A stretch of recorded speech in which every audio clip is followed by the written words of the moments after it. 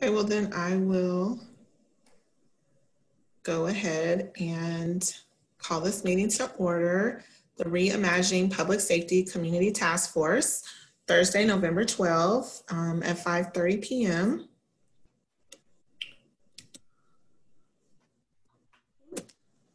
Okay. This is tonight's agenda. I'm going to go ahead and do a brief roll call, a quick attendance, and hopefully I get everyone's name right tonight. And if I don't, please, please, please correct me. Eddie Chacon. Present. Luis Chacon. Present. Don Gosney.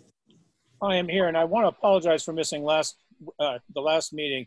I was one of the people that got the bad URL, and I didn't get the replacement URL until 2.5 hours after the meeting ended. That didn't do me any good. I typically do not miss meetings, so I apologize. Thank you, and we apologize for the mix-up with technology. That's why we got Richard. DeWanda Joseph. Randy Joseph. I'm here. Hey. Kristen Killian Lobos. Present. James Lee. Here. Armand Lee. Here. Shirley Leslie. Here. Laura Mangles. Marcus Ngisang. Tanya Pulido.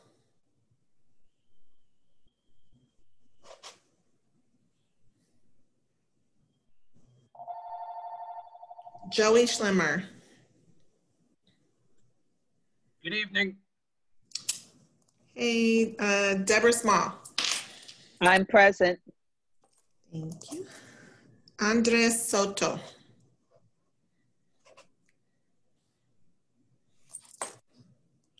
Nakari Sion. Yeah, you said it right. Okay. Thoreau. I'm here. Okay. David Tucker. Present. Tamisha Walker. Present. Linda Whitmore. Present. And BK Williams.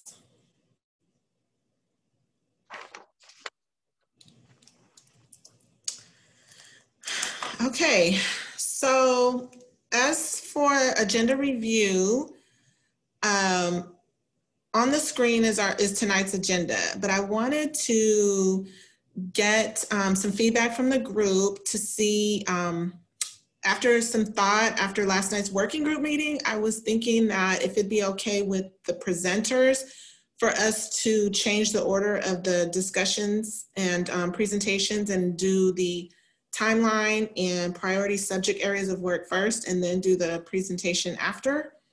But that's just my thoughts. So if I'd like to hear from the group on whether if you would be okay with that. I don't have a problem with that. I'm good. Yeah, I second that. I don't have a problem with that as well. Okay with it. I don't hear any discussion not to do that, so I'm just going to go ahead and we'll update the agenda on the web and the presentation to reflect what actually happens tonight, and of course it'll be in the minutes. So with that, I want to get some feedback and some motions and approvals for the October 28 minutes. Joanne, I have a question. Okay, go ahead. So the minutes look good to me. The only thing that I just wanted to question and see what the group thought about was there's no indication about who made the motion or who seconded the motion in the minutes. I don't know how detailed everyone wants these minutes, but that's the only thing that I saw. And Okay. Otherwise, if everyone's good with it as that, then I'll make a motion to approve. Also, I want to make a comment that I was actually here last meeting. This is James Lee, but I was marked absent. Okay. Sorry, aren't we getting ahead of ourselves? Are we still on agenda review? Oh, no, sorry. I had said I didn't hear any discussion against changing the order, so I was going to go on with going to the minutes. Okay, I'm sorry, but the order has nothing to do with the agenda review itself. I've got a comment on the agenda. Okay, go ahead. If you don't mind, I'm sorry, but No, yeah. No, it's fine. I mean, I'm not seeing anything on here except down there at item number 7, where the members of this committee have an opportunity to speak on anything, on any of the items itself. And even on that item 7, we're giving 21 members 10 minutes to speak. I can't say hello in less than in a minute and a half or 2 minutes. And that doesn't leave much time for everybody else. But where do we have an opportunity to comment on everything or anything? Fair question.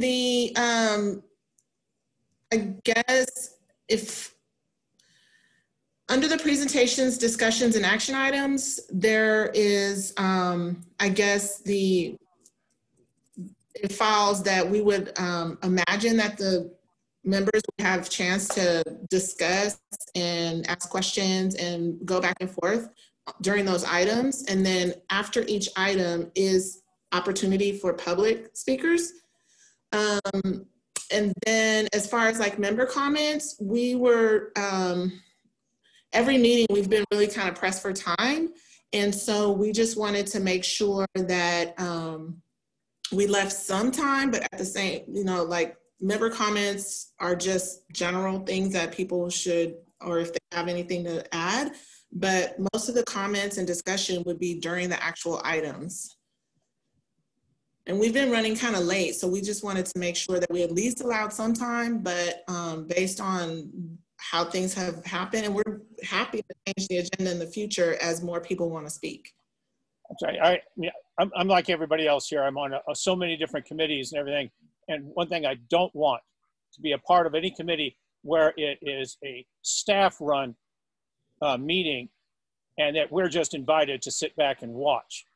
I don't want us to be, come time for the members of the actual committee to comment and speak and have staff look at the wristwatch and say, oh, we're out of time. You're gonna have to send us an email, or something like that. We should be able to speak and without having to worry about being cut off or have somebody look at the wristwatch and say, we're out of time. Because this is supposed to be us, not staff. Which is why I think we wanted to make sure we put on the discussions for you guys to talk about like some priority subject areas, like the areas that you guys definitely want to talk about to help us guide the agenda. For now, we've just been trying to give you as much information as possible from what we just already have, and just kind of responding to what has already been asked for.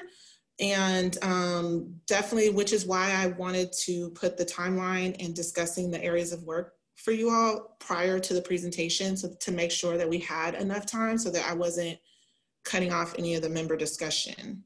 But there are definitely time in each of those items for discussion from all the from all the task force members. Thank you. Okay. I think there's some other people raising their hands. That's on the, Randy, did you have a? No, I was just going to follow what you said, that I felt like there was chance after every presentation discussion that following discussion of each item clearly state that we were going to have a conversation about each item, and it was clear in that line. So I wanted to make sure to point that out and to point that sentence out to show that that was for those comments for those 3 discussion areas, and then any extra comment would be settled in the next discussion. Okay. So,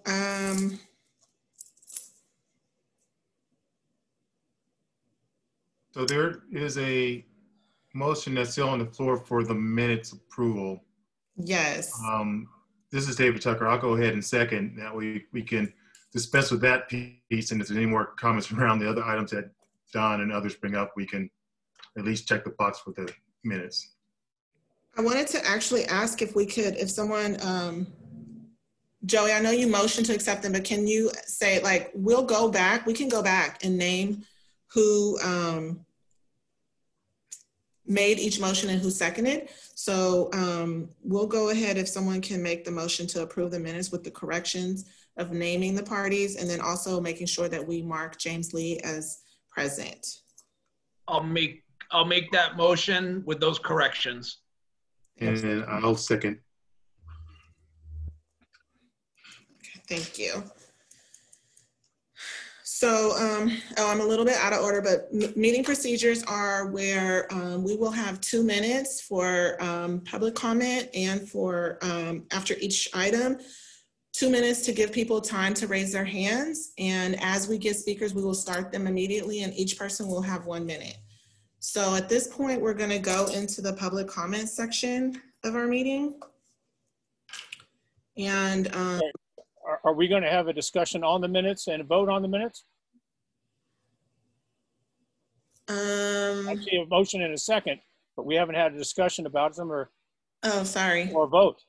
I'm getting a little bit ahead of myself, trying to, because I was really interested in making sure I was within integrity around the minute. I mean, keeping to the schedule of the meeting. So I am getting a little bit ahead of myself. After Joey made the first and David made the second, is there any discussion, or can we all vote on the minutes? Well, my hand's been up for the entire time, so I'll just jump out at it. Okay, thank you. Go ahead, Don. Keep in mind, I wasn't able to attend the meeting, but I did, and I've been watching the video, so maybe this happened, but I noticed that there are a number of questions that were asked. This was in the minutes, but I saw that there were no responses to any of them. So is this a situation where people ask questions and it's just met with a wall of silence? Or when the questions were asked, were there responses? Because if there were responses, I think those should be in the minutes. Because if, as a member of the public, if I'm looking at the minutes, I want something more than just saying that something was talked about or a question was asked. I want something substantive. What were the questions? I don't know. I don't have the minutes in front of me. I'm sorry. So I know that there was an email that was sent out this afternoon that listed the questions that were asked and the response that was associated with them. And I guess to Don's point, then, if those can just be cut and paste and put into the minutes, that should satisfy. But yeah, there was responses to it, but there wasn't a separate email. Was that email shared with everybody here? That email was sent out to the committee. Yeah, those were the questions to the community conversation that the mayor had for that time.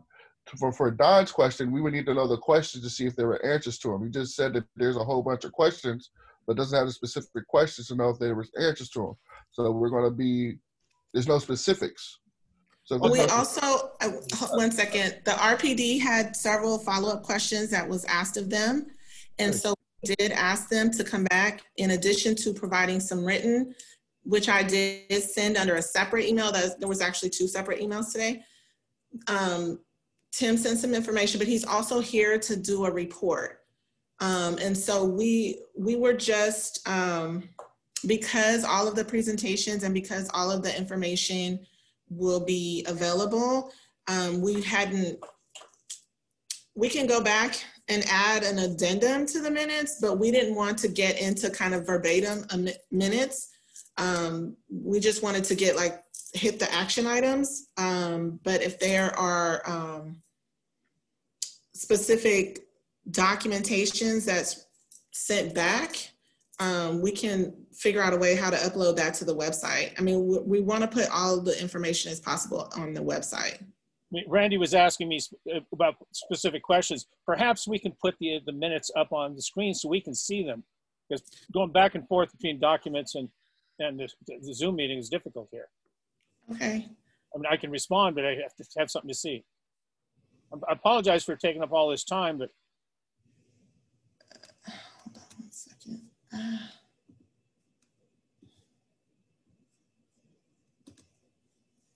Hello, Johan, Joanne. Yes, ma'am. This is Deborah. So I'm actually looking at the minutes, and the questions that I'm assuming that are being referred to are specifically around the presentation on the Brown Act and the presentation from the Richmond Police Department. And they include questions both by community members who were on the phone, as well as task force members.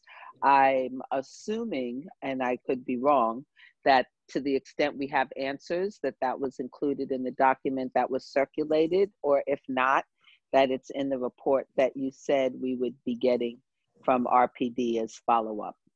So that would only leave unanswered the questions that came up around the Brown Act, which were 2. All right, I just pulled up my own set of the minutes, and under item 1 on the Brown Act, there was questions about Brown Act compliance when participating in multiple working groups. There were questions about discussions from members on the task force, and I do recall that both of those were answered in the video, but there's no indication that there was an answer here or what the answer was. I'm looking a little bit farther out. Number 2, Andre Soto asked about civilian status of jailers. I'm not seeing any kind of response on that. Mr. Sion asked about the police department's vision. I'm not seeing a response on that. That's what I was referring to as being the answers that we were just told we would be getting as a follow-up from Richmond Police Department. But letting us know, putting that in the minutes, letting people know that there would be a follow-up. At least it satisfies the question. There was a response. It wasn't just people asking questions and meeting dead silence. Okay, how about this, so that I can make sure that we are respectful of everyone's time? How about I take all the motions off the floor, we will rewrite the minutes and present them at the next meeting. And then we will figure out a way to create a system of minutes that doesn't get into being just a regurgitation of the meeting, and just really highlighting the main points, because we do have so many other documents and so much more information that can be gathered from that's much more beneficial than just looking at the minutes. So we'll go ahead and just take those off, and then we'll deal with that and send it on the next meeting. Okay. So any other comments on the meetings before we go into public comment? Yes, this is me, Deborah, again. Hi, I Deborah. just would like to request that in these meetings and in our interactions that we assume good faith on behalf of people, and to the degree that there's something missing, that it be asked from a frame that, because you guys are working pretty hard, that there's been a good faith effort, and if supplemental information is needed, it can be requested, but I don't want us to be operating from a space that there is any intentional desire to leave out information that people think is important. I appreciate that, Deborah. Thank you. Any other comments? I want to make sure that we have some room for public comment. You corrected my name. I appreciate that. Oh, thank you. Did you hear me say it? Did I do good? You did. Got it right. Okay. So Stephanie, do we want to start the 2 minutes for public comment? And then Lupe, if you can just have people start if they raise their hand in order. Okay, I'm starting the timer right now.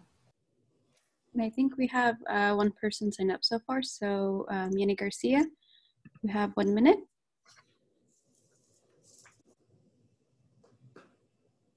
Yenny? Her hand was raised. Yenny,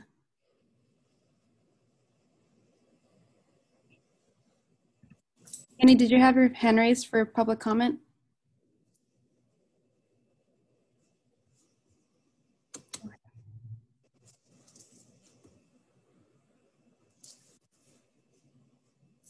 Okay, I think maybe that was a mistake. So at this point, we don't have any public speakers. So. Hi, I'm here. Sorry. I'm so sorry. I was trying to take the mute off. Hi, my name is Yenny Garcia, and I'm happy to be here tonight to see you all working hard for our community. I think the only comment I have is for everyone on the task force and for our city council elected officials to always have an open heart and an open mind to everyone's experiences. And you know, everyone's experience is different, but we all share one common goal, and it's to make Richmond a better place for everyone. So I think that I just ask that everyone here have some, you know, sympathy and empathy and just really work together, because I think although we don't agree on many things, we all want the same thing. And so I urge you to work together and also work with other organizations, because there's others out there that didn't make it to this task force, but they will be instrumental in the work that you all will be doing. So thank you so much for being on this force and being representing our community. So thank you. Okay, and she was our only speaker. Okay. Just one little more housekeeping option before we move on. Let's see. Stephanie, can you stop sharing your screen? Okay, thank you. We do ask the panelists to refrain as much as possible from chatting in the on the chat box, because we don't have the capability for the public to do that, and so we it becomes like a private thing, and then we have to add it later. And we just ask that we can refrain from using the chat feature as much as possible. And then also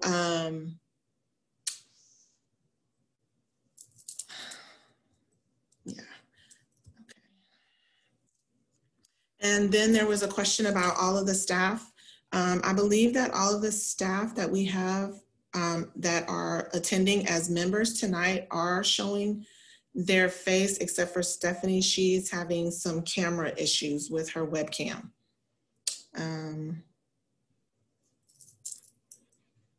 But other than that, I think all of the staff from the city do have their faces showing. So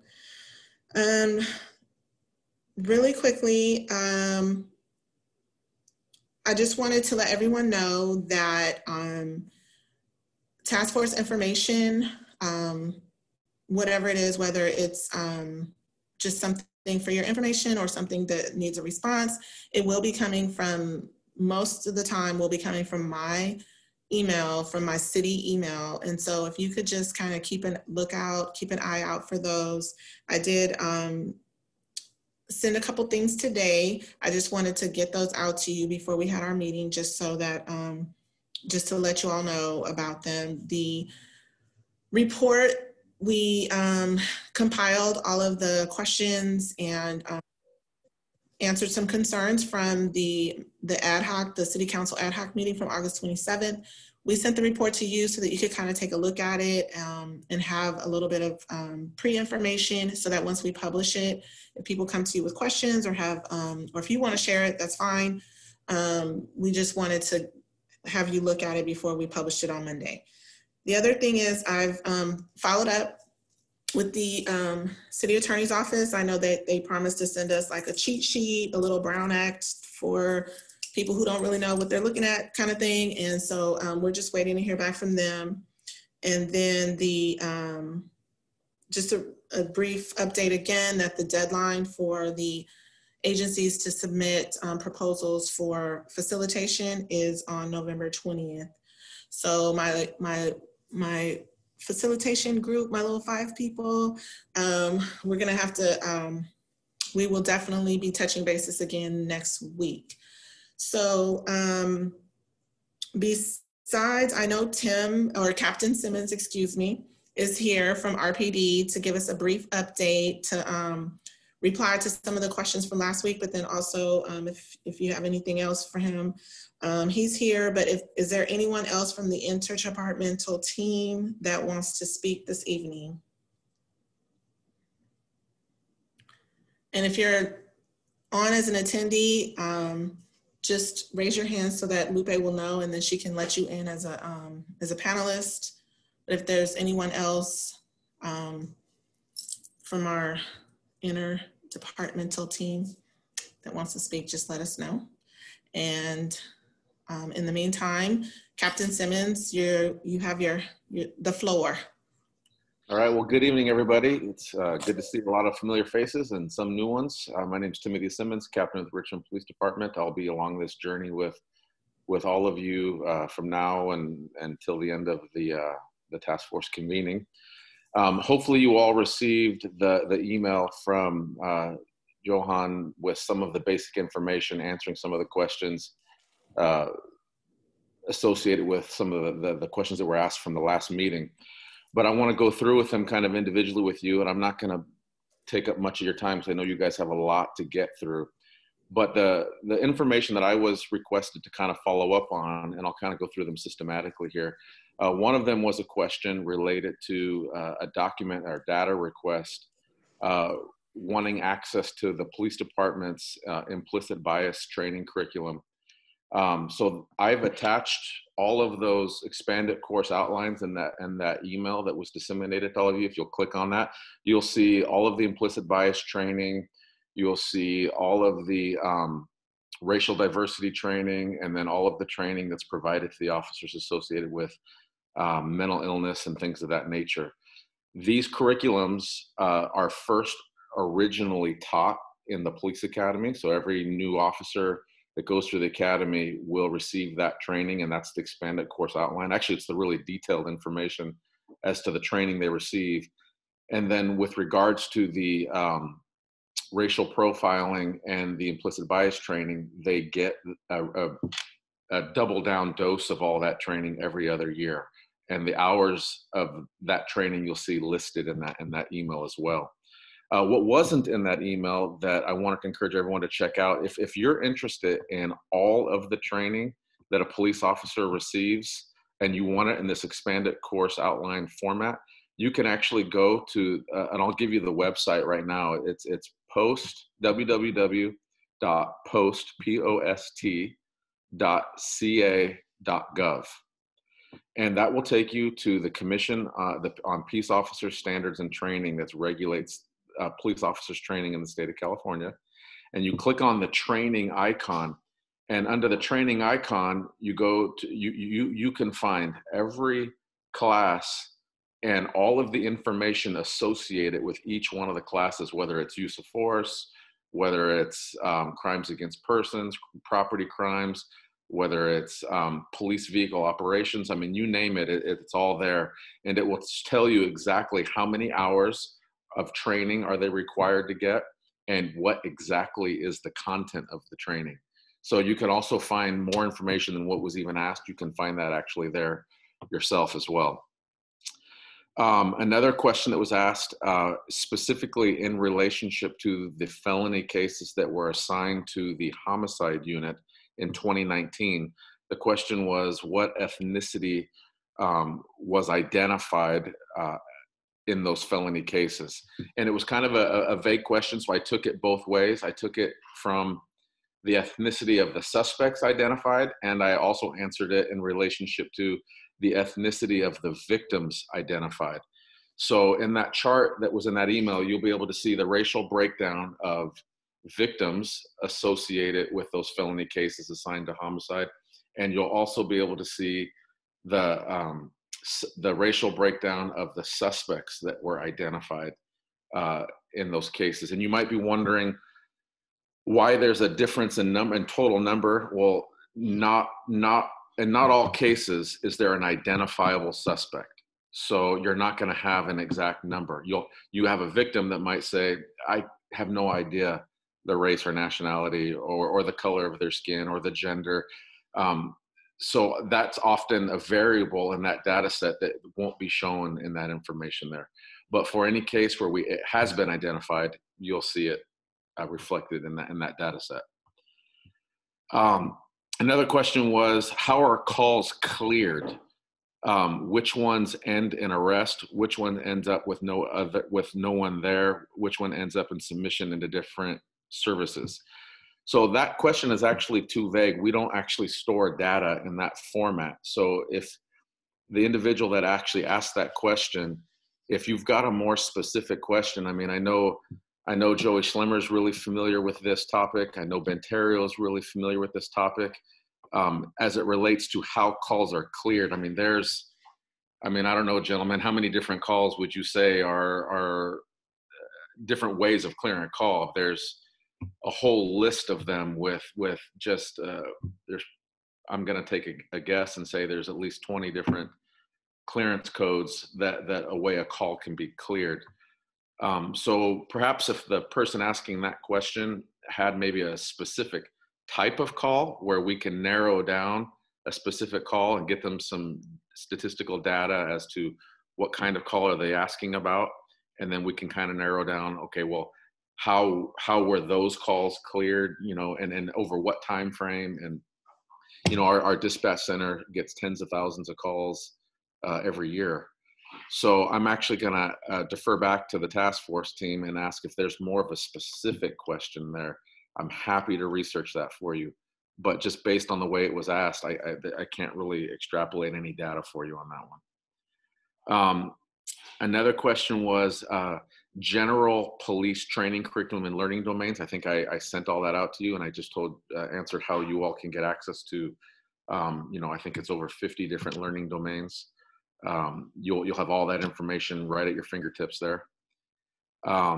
Another one was, has the city council or administration broken down RPD's budget by fixed funds and discretionary funds? If so, what was the breakdown?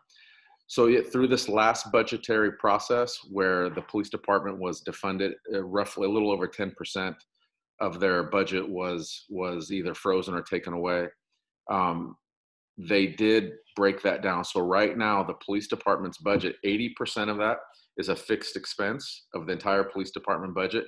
And that's fixed in relationship with the current staffing that we have right now. So that would be salary, benefits, workers' comp insurance, unemployment insurance, all those types of things are all 80% of the budget is fixed there. The other remaining 20% of the police department's budget is also fixed in that it's operating expenses, the lease on the police department headquarters, the purchase for emergency operation vehicles, the contracts that the police department has, service providing contracts, all get paid out of that final 20% of the budget. The slightly discretionary funds that we have come in the form of, oh man, the terminology slipped in my mind. One of them is through grants, and the other one is through asset forfeiture, designated funds. So both the grants and asset forfeiture are designated funds. So when you see in city council, most recently, the council approved the purchase of some Apple laptop computers. Well, those funds didn't come out of our general fund budget. We wrote a grant that was specific to allowing us to purchase this very specific piece of equipment. So it didn't come out of the police department's budget. It was extra where we found federal funds, and we went through the process of applying for the grant, got awarded the grant, and then those funds come to us that way. And then the other way is asset forfeiture, and those are also state and federally regulated. They can't be spent on just anything. In fact, the government code is very specific about what asset forfeiture funds can be spent on. The two main areas are training and equipment. Outside of that, we really don't have any discretion with those funds either. So that kind of is the sum of how the police department's budget is tied up. The direct question is there discretionary funds? And a direct answer to that is really no, there's not any discretionary funds. So any reduction in funds would likely mean a reduction in people. The last question was, well, no, there was two others, sorry. Is there discussion or a plan to realign the beats and zones in response to the district elections? And the answer, direct answer is no. We have minimum staffing levels we're required to maintain in the city. And the manner in which the district elections, the districts have been divided up, it would make absolutely no sense to realign the beats that way, because there'd be portions of the city that would be receiving an inordinate amount of police services compared to other portions of the city that would be receiving a lot less police resources.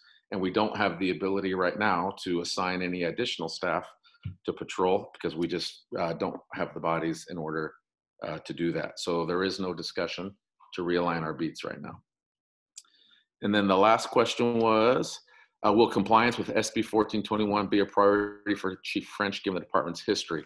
The answer is yes. Compliance with SB 1421 has always been a priority. We've always tried to follow whatever it is the law says and what the law allows. There are several laws that some of you might be familiar with that lie within POBAR, Police Officer Bill of Rights, and other laws that were paralleling SB 1421, and there was actually litigation that was going on that prohibited the chief from just arbitrarily making a decision to release something that was not really in her purview legally to release. A lot of those legal battles have been resolved, and the chief has been fully committed to complying with SB 1421. We rely heavily on the city attorney's office to identify which cases fall under the criteria of SB 1421. And when they do, they are released and made available just as soon as practical. The platforms we've been using to release that data and videos have been via social media. So the department's Facebook page, Instagram page, and also on the department's YouTube channel. So those have been the three primary outlets that we've used in order to push that data out. But unequivocally, yes, we are very committed to staying in compliance with SB 1421. It is a priority. So those were the questions that I was tasked to follow up on, and hopefully I've answered all your questions. And if not, I'm happy to try to answer them in another way or get more information that might actually help you in a different way. I'm sorry, I have my hand raised. May I ask a question? Randy had his hand first. Oh, Randy, okay. and then Marcus, you can go. That's fine. Sorry, I was on mute. I was like, oh, I'm on mute. Actually, that was true. Marcus had his hand up first. Oh, okay. Well, thank you. Okay. It's hard for me to. I got it. Thank you, Randy. Captain Simmons, I just want to know, you said that it's released on social media. Is that released like every time there's a, or is it like a monthly report, or how does that work exactly? Good question. Yeah, no, good question. So anytime that there is an incident that falls under the definition and the purview of SB 1421, so an officer involved shooting, an officer discharges their firearm and it results in some kind of great bodily injury, there's a process where the reports have to go through a redaction process because there's other people's personal information in there that we can't necessarily release to the public. So that takes a period of time in order to make sure that we've appropriately identified those protected persons' information, and we've redacted that out of the report. And then usually there'll be a video production of some sort to go along with the release so that it can provide the video with the actual report documentation side by side. So within a reasonable amount of time, which is actually what the law states, then it gets released. Per incident. There you go. Yes, sir, per incident. Okay. Yeah. Gotcha. Thank you. Okay, Randy. And then Deborah. My question more relates to the information given. Like we received this email at 11:37 with all this information. And I don't know about a lot of people, but a lot of people work, they got jobs. And I'm looking at the documents when I first got them. One was 137 pages. The other one was 136 pages. The other one was 137 pages. That makes it merely impossible to ask you questions about certain aspects of certain things without going through those. And these are questions that were asked 2 weeks ago.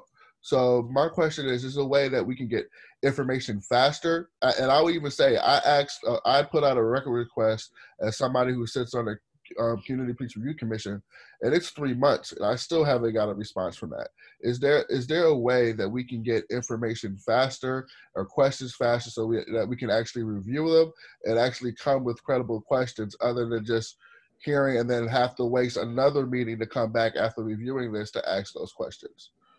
Yeah, of course. I mean, absolutely. I do a better job to try to rally down, understand that not all the answers to these questions come from me, that I have to track down other staff members that have other jobs that they're doing as well too. When it comes to the stats, for example, we have one person in the police department that's responsible for all the data analytics that go on throughout the entire city. And I am one of many requests that she gets to provide the same kind of data that's been requested. So I got this data back to me on Tuesday, and then yesterday was a holiday, and so nobody was working yesterday, so I sent the email off to Ms. Frag as soon as I got into work. Well, not immediately, but within the morning hours this morning. But we can absolutely work to do a better job to get that information in a more timely manner, for sure. Thank you. Not a problem. Deborah? So thank you, Joanne. I wanted to ask specifically a couple of questions around the funding sources. First, I wanted to know for the federal funding, is that coming from Burn Grant money or some other federal program? Thank you for the question, Deborah. So the federal grants come from multiple sources. Like we got one from the Bureau of Justice Assistance recently, to help with recruiting and hiring and training. We've gotten a grant from the COPS office, the federal COPS office. That was also a hiring grant. Most recently, we got one. It was, where was it from? I believe it was also the Justice Bureau, and that was our coronavirus grant, where we were awarded a little over $200,000 to help better outfit the department with PPE gear and the means to be able to work off-site and mitigate the exposure of employees to the coronavirus and things of that nature. So they come from a variety of different sources at the federal level, just depending upon which federal agency has the vested interest to invest in the local level. Michelle, I don't know if you want to hop on. I know that you also are pretty engaged with where a lot of these federal grants come from for a lot of things that help us with our homeless outreach and core contracts and different things of that nature as well. Captain Simmons, I think you hit on most of them. In terms of the homeless grant funding, that actually comes out of the police department budget. We actually pay for homeless services. We didn't pay this year because we got HEAP, State Technical Assistance Fund. That is the emergency housing funding that comes from the state, and that actually covered our core homeless outreach contract, so that the city didn't actually have to pay for it this year. It will have to pay for it next year, but it was something that's already budgeted in our contractual process that we go forward with each year, unless the city decides to cut the funds for it. Thank you, both of you, for that. I know that the Burn Grant is a pot that's been around for a long time. It generally goes for drug law enforcement, but it can also be used for a variety of alternative type programs. So that's one of the reasons I asked. And then I also wanted to ask about the civil asset forfeiture money. I wanted to get a sense of how much the police department is getting from that, and whether or not you've ever gotten a racial and income distribution breakdown of the people who've had their assets seized. So I'll answer the second portion of that question, and that's no, there has never been a breakdown in that manner. I will tell you that the asset forfeiture fund fluctuates up and down pretty much on a regular basis, because there are a distribution of funds that are required, that the law requires to go through, and as the cases are being adjudicated through the courts. So once assets are seized, then they're frozen, so to speak, and then it goes through the adjudication process. And at the end of that adjudication process, the judge orders a distribution of funds. So the state of California gets a portion of it, the county gets a portion of it, the district attorney's office gets a portion of it, the state victims fund, Victim of Violent Crimes Fund gets a portion of it, and then the city of Richmond gets a portion of it. So because there's so many different distributions of these funds happening, the accuracy of that account balance really is kind of a very nimble number, because at any given time, we get an order from the court saying, okay, this case has been adjudicated, which, by the way, it can take a year and a half, 2 years to adjudicate a case. So just because assets are seized doesn't mean that anything can actually be done with those assets until the case has been adjudicated. I will tell you that the largest, as of the last probably couple of years that I know of, almost all the asset seizure has come from illegal narcotic sales, and most prominently illegal marijuana grows that are happening, the city's eradicating, that are happening in residential neighborhoods, houses that are turned into marijuana grow houses, essentially. And that's where most of the asset seizure has come from, at least as of late. But be very difficult to nail down a number because there's a lot of flux up and down with what happens with those funds in that account. So thank you. I understand that. And I guess what I'm interested in knowing, because there have been a number of studies around this issue that show that people of color are disproportionately overrepresented of people whose assets have been seized, that oftentimes their relationship to drug trafficking may just be tangential, but they don't have the ability to adequately defend themselves in court. And oftentimes the income distribution of these people don't represent the kind of kingpins and major drug traffickers that the public believes it does. Right. So that's one of the main reasons I'm asking about that. No, that's a great question. And it's actually something worth seeing if we can't get to, see if I can't get an answer to that. Thank you very much, both of you. I really appreciate your patience and the information, and hopefully we can learn more about both of those subjects before we're done with this task force. And then I think we have Don and Eddie. And I think after that, we will probably need to move on to our presentations. Thank you very much. I'm very appreciative of all the information that is sent to us. I actually read it all. I'm one of the few people that do something like that. But I need to jump on the same bandwagon that Randy was on from earlier, that sending us 433 pages of information 6 hours before the meeting and expecting us to be able to even look at anything other than the titles, even if we see the email, that's not reasonable. Some people actually have day jobs and they're getting off work about the same time as this meeting has started. They don't have time to go through the emails to see what's there. They certainly don't have the opportunity to go through the items that are attached to them. I mean, we even had one more email with information that was sent to us 19 minutes before this meeting was started.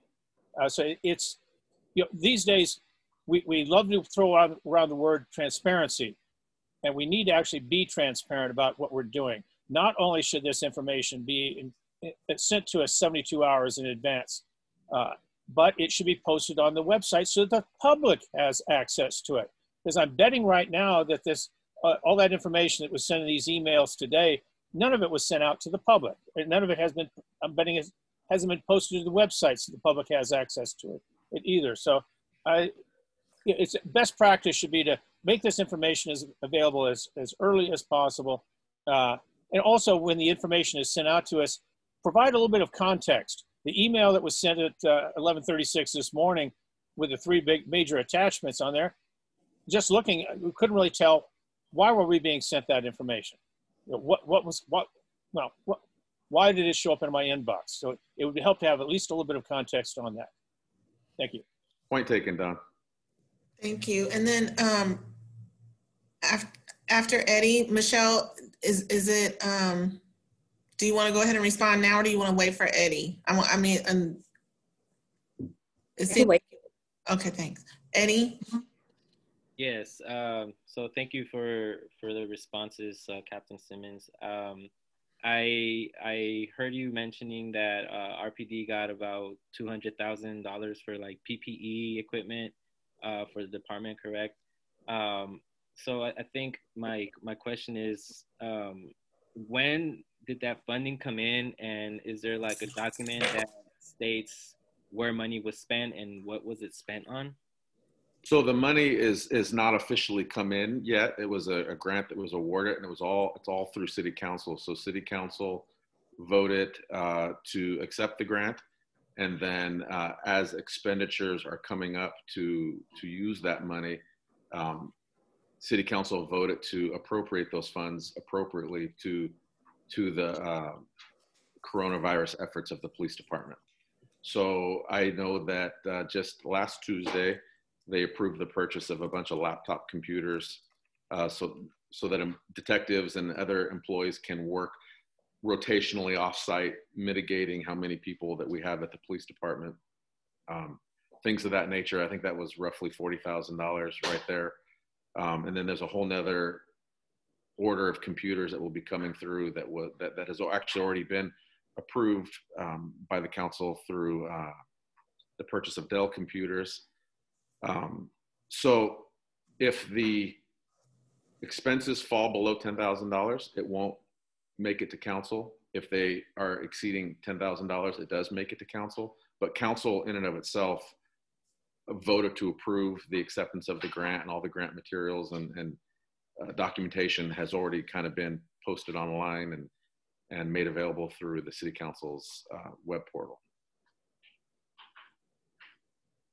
Got it. Thank you. Thank you, Michelle. Thank you. The only thing I want to say is, first of all, thank everybody for their comments. Just a point of procedure. I think that I knew that the questions that the task force members had asked, they were going to want to have some discussion around those. So maybe we might want to, in future presentations, not just for the police department, but as the county, and I know the Reimagining Committee is speaking tonight when questions come up, we might want to have some time allocated for that. And also on the flow of information, it probably took us, I know it took me about 17 hours, to respond to that document that came from the mayor's piece. So I think what might be helpful is for us to have a timeline on when we might need things in for staff, so that council members and task force members can have an opportunity to review it. We want to get that information to you. It just takes some staff time. So I think if we come up with some kind of internal procedure, I think we can make it work for everybody.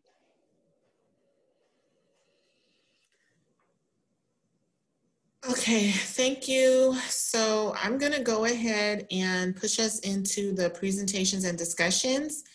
And I believe that there has been a lot of discussion around utilizing this time in more of kind of a collaborative and working manner.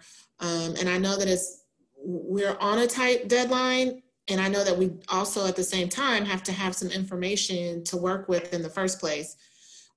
So it's been quite a balancing act, and in order for us to get out as much information as possible, but then also have you be able to review it and look at it and synthesize it and kind of think about it, and then come back to the group and talk about it and work through it and figure out how we're going to do all of this. So the two items on the agenda discussing the timeline, that was brought up last meeting, but it also really matches with you all discussing some priority areas of work that you really want to dive into, and some certain subject areas that are really, really important that we want to make sure that we're not missing, such as mental health, such as homelessness, such as, violent crimes by a police officer, or whatever your thoughts are around what you really want to make sure that you're working on. So, because those things will help shape the agenda, and then it'll also kind of guide our process. So both of those things in conjunction, and then maybe understanding I think we have one other presentation that is on the timeline for next month. But besides that, we're hoping that because this is a big group and it would be in 2 hours, a little difficult to work through a lot of issues and problems and areas with this many people on even just one subject matter. So perhaps you all could come up with some ideas around looking at different areas of work and creating some sub-working groups, or some ad hoc committees, or if you want to have you know, like an official meeting, and then maybe have smaller groups do like additional meetings throughout the month, and you can trade off, or I mean, however you guys want to do it, but just getting some ideas. First, if we want to look at the timeline, I can share my screen. I sent that with the agenda last week. I don't know, and I've sent it the last meeting as well. So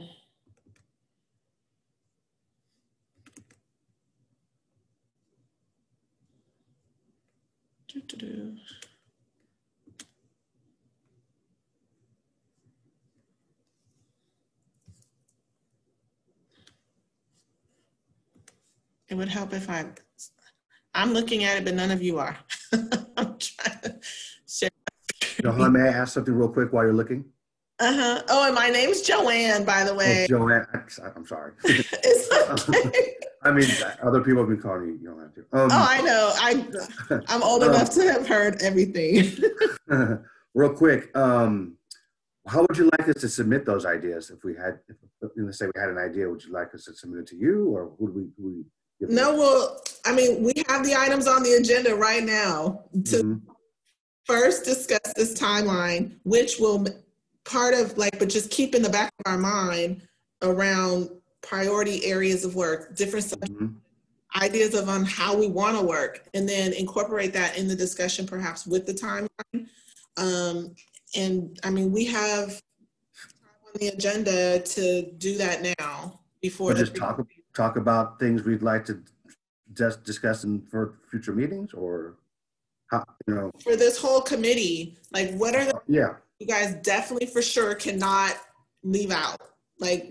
But where do you want it? Do you want it to discuss that in this platform, or do you want me to send you something? Or? I'm hoping that we all can discuss that now, so that we can record the different areas, and then what we'll also do is send a follow-up, like some discussion, some polling to ensure that we're capturing everything. Gotcha. Here's the timeline. So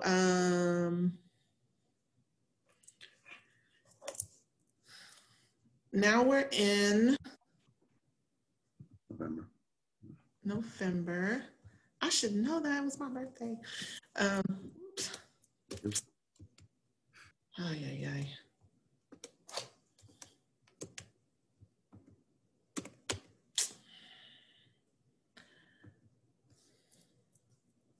I'm having some difficulty here. Hold on one second.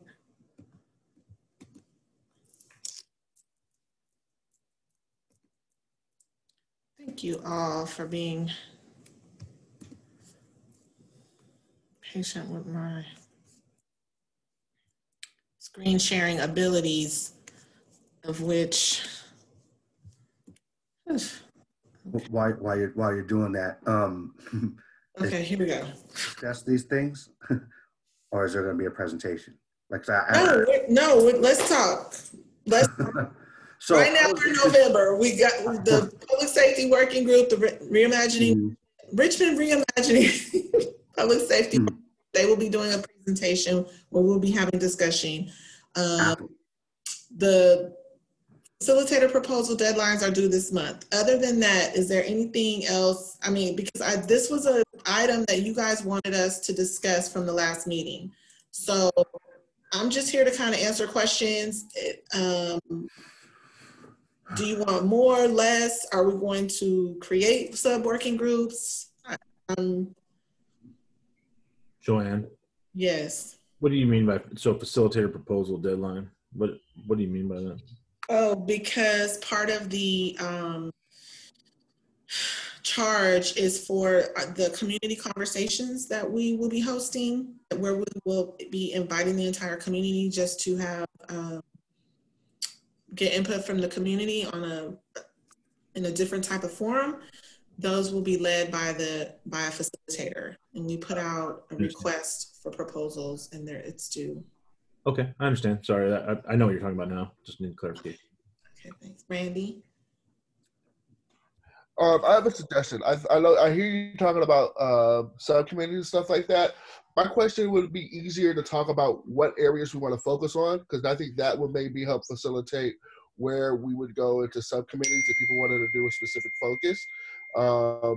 Because like some people might say that homelessness is something that I want to look at. Some people might say police is something I want to look at. Some people might say air quality, like, because public safety is such a big generic term, it can go for many different things. So I'm more interested to see what would be the different areas that people would want to talk about. Maybe that will lead to a subgroup conversation before leading to a timeline conversation, because I think that will help facilitate the work a little bit faster. That's a suggestion that I have.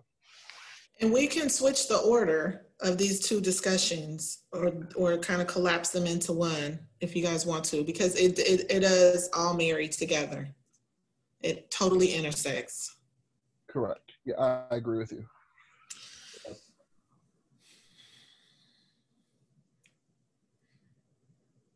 Well, I'll start the conversation. It sounds like, based on being an observer and being a part of all of this, that the issue of the criminalization of mental health and the numbers of mental health, like the mental health is a huge issue that keeps being brought up. So perhaps that's an area of work that you guys want to prioritize.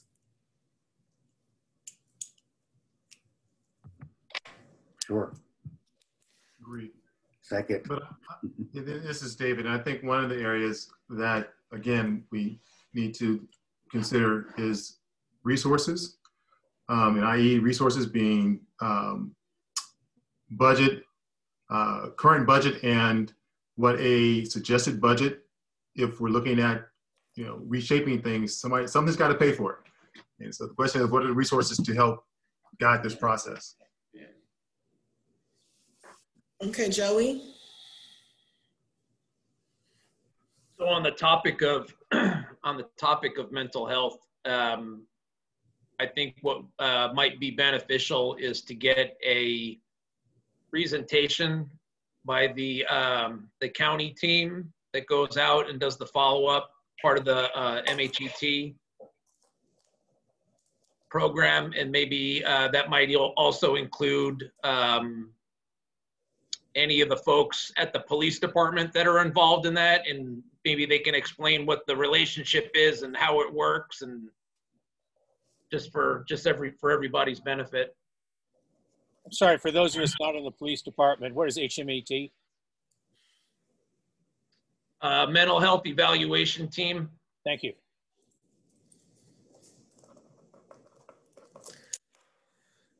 I think Marcus was next. Yeah. I can't see all of you because I'm sharing. I can't see everybody anymore, but this is for Mrs. Milam. Is she still on the? I'm still on. Hi. Is there? I'm just curious, because we're on the mental health discussion. Is there a mobile crisis? Does Richmond have a mobile crisis? Richmond does have a mobile crisis team. I was actually part of a group with some advocates that advocated for an emergency trauma response program in 2018 with the Mental Health Services Act. So there is a mobile response team, and it's operated by Contra Costa County. As my understanding is, I don't think that it's 24 hours. It works with the police department, and we do referrals to them, but it's not a 24-hour team. Oh, okay. Is that a new thing? It's a relatively new thing. It was funded by the Mental Health Services Act, which is a millionaire's tax. So once every 3 years, the county determines how it's going to use roughly $56 million in funding for mental health, and that's determined at the county level. Okay, thank you. Because that could be an interesting presentation.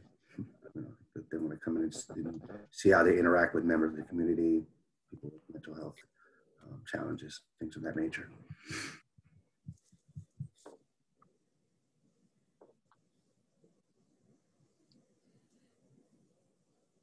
I'll go. I think that the areas that interest me that I want to look at is 1, mental health, 2, budget allocation, 3, homelessness, and the 4th is I don't know how to say this. I'm going to try to get the words right. Is a community having to make sure that community is involved in the overseeing how city does things. So having community involvement in different city activities. So like having, like, for example, police oversight, code oversight, things like that. Is something that I would look forward to seeing part of that conversation here.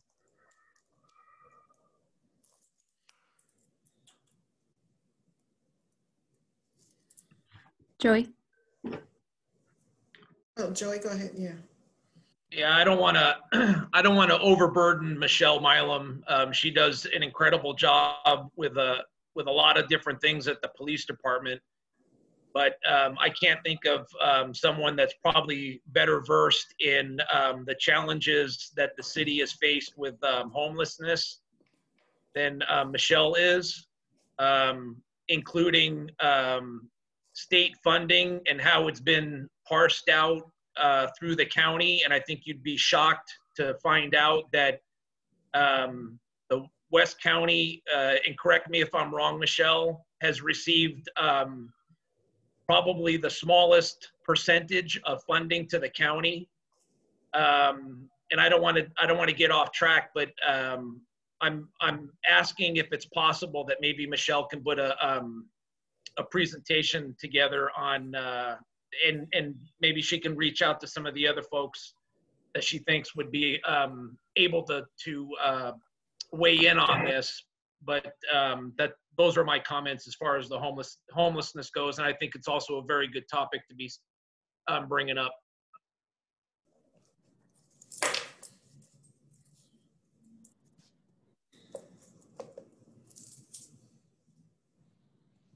Well, maybe I can add something in here, please. That it seems like in the months and months leading up to this, we kept hearing about how we had to defund the police by taking responsibilities away from uniformed police officers and putting them in non-uniform staff persons, mental health personnel, for instance.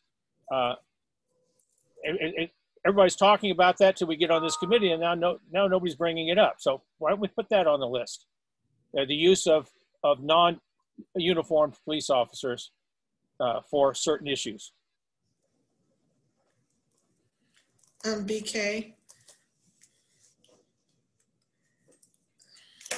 Thank you.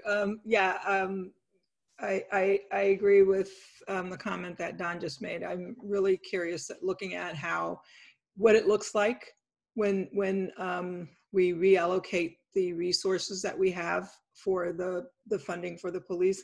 And also, I'm definitely interested in those 543 people I think Michelle mentioned last time, the homeless population, and how the what is the plan for them, and I think that spills over into also mental health, because she did talk about the percentages that have disabilities and the different issues. So definitely I think that would be worth time. And then the other thing is I didn't get your documents. I apologize for that. They came in the middle of a critical workday.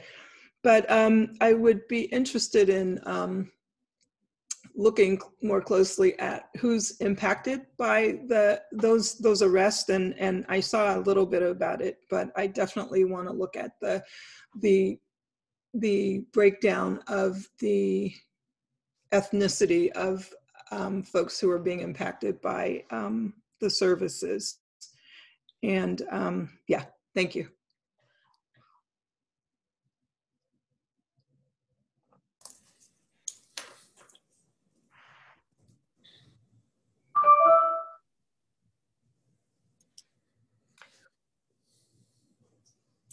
Linda, and you guys, because it doesn't seem like we're all just dying to talk, you can just popcorn style and talk. Okay, well, I'm sorry, I didn't see any hands raised. I'd like to find out more about the schools and what's going to happen when since the police have been pulled from the schools or SOS. Get some information, because it makes a big difference. I know they're not in school now, so it's kind of hard to see what's going to be the repercussions of what people are saying and what they want to do and what the city what the school boards are deciding. But I'd like to find out more about that information, because they'll be back in school eventually. And I just get more information and statistics about what has happened, and if this continues, what will happen, because the problems are going to still be there. And so more information about that.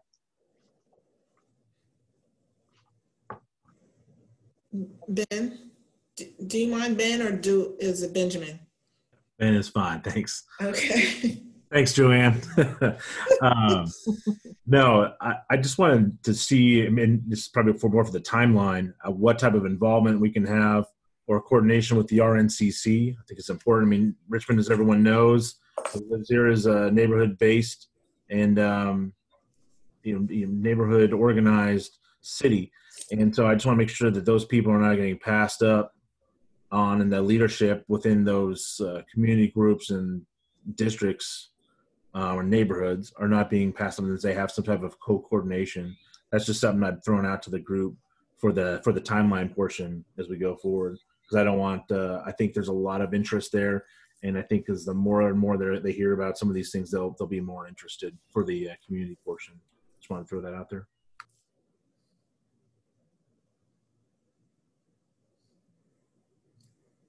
Luis, go ahead. Yeah, thank you.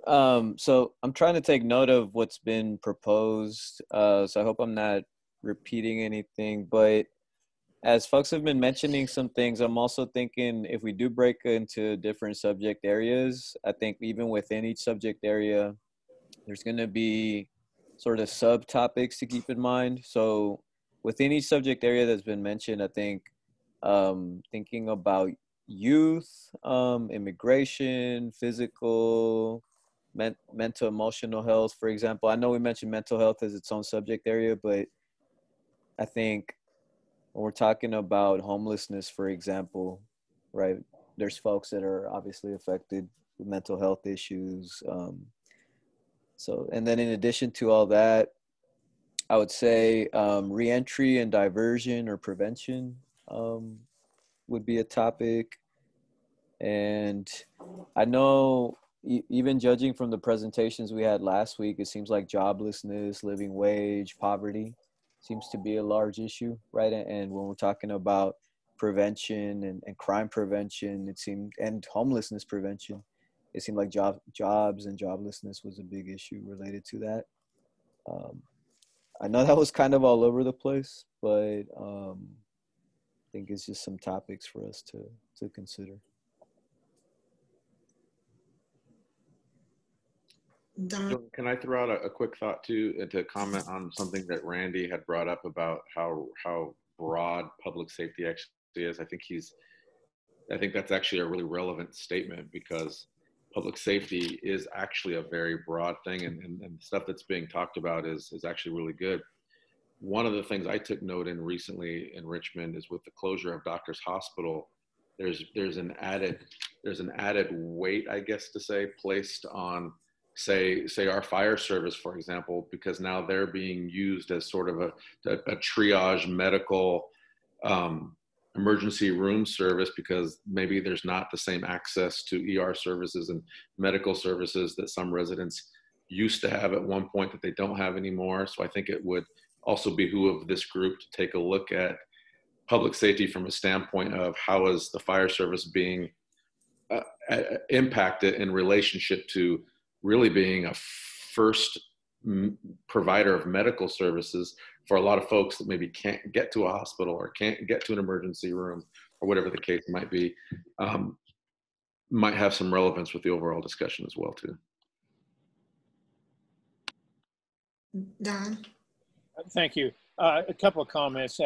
What Linda brought up about the school resource officers, I mean, it's a really important issue, and I agree 100%, but the problem I've got is that really a city issue at all? Because the school district was hiring Richmond police officers and Pernod police officers and El Cerrito and such to serve as additional security on their campuses. And then they passed a resolution saying, we don't want you anymore. Right? So it's not really, don't think it's really an issue for this committee to be discussing. You know, it should be brought up at a school board meeting. I wish somebody would, because I think it was a mistake they made on there. The second issue I've got is we brought up subcommittees.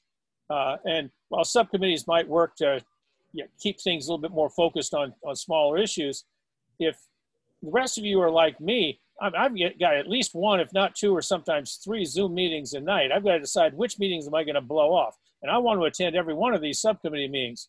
I won't be able to do that if I'm attending city council meetings, if I'm attending school board meetings and other subcommittees with all these other different groups. And so I'd hate to see any of us being left out just because our schedules are too full, because we're now adding so many subcommittee meetings on this. I think it should be brought up between the whole group, because any one of us may have the solution to all of our problems, but because we didn't attend that subcommittee meeting, nobody gets a chance to hear us. Thanks.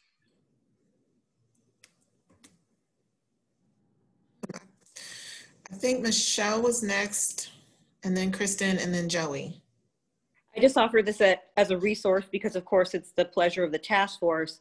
But I would say that looking at public safety broadly, there are a lot of contributing partners that you may want to invite to the table. For example, I mean, I have a lot of experience with homelessness, but I definitely think you would want to hear from the county homeless director. You might want to hear from the director of behavioral health, because we don't have detox here in West County. So that's a major issue that we face. You may want to hear from someone from the school district, even though it's not necessarily something that is affected by the city, so that you have some clear understanding of what the linkages are. You might want to hear from the Department of Children and Youth Services, that the city has just started to invest services and dollars into youth and how that's structured. So, you know, as you're kind of thinking about this, whether you do it in a task force, you know, subcommittee model, or whether you decide you're going to do it topically, so that each session will have specific time devoted to a topic, there's a variety of resources that you can call upon to help you with that and request that documentation in advance. And so I just encourage everybody to realize that there is that resource there if we ask in time and we put that into the timeline. Mm-hmm. Okay, Kristen. Yeah, piggybacking on what Michelle just said, the Department of Children and Youth just finished their community needs assessment. They will be presenting at the next city council meeting on the 17th. I encourage all of us to listen in and check that out. And you'll discover that actually mental health and substance use is one of the main concerns of families and community members right now. And also because I sit in a lot of meetings around issues of behavioral health locally and nationally, I'll just say that what people are saying is the next pandemic after this COVID pandemic, right behind it is mental health pandemic. So we really need to listen to community partners and really have that as a priority to really have some things in place, because it's coming along, and it's tied to substance use and homelessness and our issues around joblessness and how the pandemic's impacted people economically. So that's what I have to say about that. But please check out the needs assessment that the Richmond Fund for Children and Youth just finished. It has a lot of good data and information that pertains to the work that we're doing in this task force. Okay, and then Joey was next. Yeah, I just wanted to respond to the comments that Don made about the school resource officers. Even though that was a decision made by the school district, it impacts the Richmond community. Mm-hmm. So I think minimally we could get some information from the police department on it. If the school district chooses to participate, or some member of the school district wishes to participate in why they reached that decision, so be it. But minimally, there's an impact to our community, just as there is to all the other communities that the West County School serves. Mm-hmm. Randy. So I've heard some themes that we've already had. So there's a way that we can have those like split up and maybe talk about like these are the subjects that people want to focus on, and then see where people are interested in and start that process of the subcommittee work. Because like I'm trying to get the focus, and I know we want to talk about it all, but we're going to be here till 1:30 in the morning if we're going to have all these conversations. So start the process of now doing that work of breaking up where people see areas of doing and the areas of work, and maybe starting subcommittees to get this work done, and then figure out where do you see and what priorities you have and what meetings you have to figure out which you want to join to be part of the conversation. Because this, because I think a lot of people are now saying the same things, and now we're getting to the part of, okay, what happens now? So part of that is trying to break down those areas of interest, and then putting that into maybe where the people's interest lies, and then seeing how the city can help us get data for each of those things.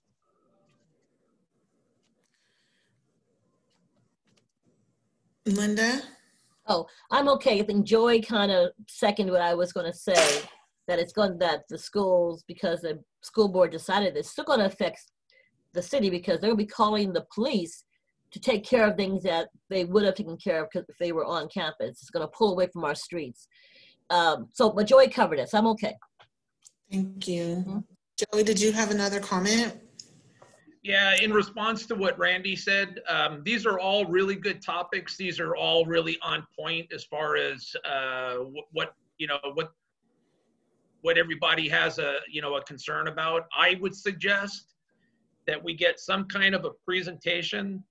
I think from a personal standpoint, I think probably the two top ones are probably mental illness and homelessness, and then we can go down from there. And obviously some folks may see it differently than me, but I think as a collective group, I think it's not bad to get a presentation so everybody gets at least a feel for what's going on and how the police department and how the community is dealing with any particular problem, be it homelessness, be it mental health, be it the school resource officer issue.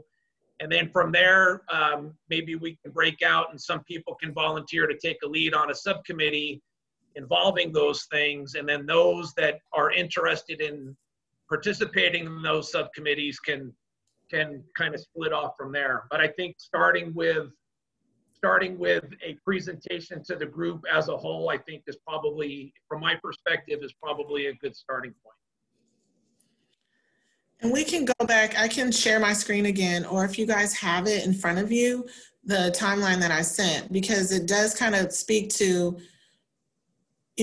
what are the ultimate goals of this committee and how do you want to get that accomplished? And is it feasible to get information and synthesize it and figure out some ways to present that to City Council around how can we even make changes with this large of a group for 2 hours once a month. Like, I just don't know how you guys want to proceed. And if you want to make these meetings just a working session, that's fine. But then there's also the pull around, well, we need information too. And as we can see, it gets a little bit big once we have any discussion around any kind of working part. And then we also have to get some information, because I know that we do have a presentation for this evening scheduled as well. And it's 5 minutes to 7. And I just want to do a time check to make sure that, that we're all on the same page, because I really want to be respectful of people's time. Here,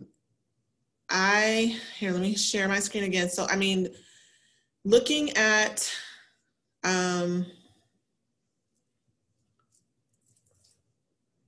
next month in December, we have another presentation scheduled. If people wanted to check and hear from that group in January maybe, and then try to get some mental health and behavioral health in the county in here next month. I mean, that's up to you guys. How do you want to do that? And then just knowing that, you know, December's the holidays, and then January, we're scheduled to have a community listening session. February, we're scheduled to have a community listening session. There was some talk that, you know, the new council members that are elected, to invite them to do sort of a engagement activity or some sort of orientation with you all. And so that by that point, you can let them know kind of what's going on. There's gonna have to be some study sessions. There's gonna have to be some understanding, how do you wanna present your information? How do you wanna format it? What are your recommendations gonna look like? So there's like a lot of work to do, and we just need to come up with a strategy on how you guys want to get it done. I'm neutral however you guys want to do it. Whether you want to try to make these working sessions, subcommittees, you guys tell me. And I know I'm wondering what questions there were regarding the timeline from last meeting. We just wanted to make sure we brought it forward to you guys because that's what we're hearing from you. So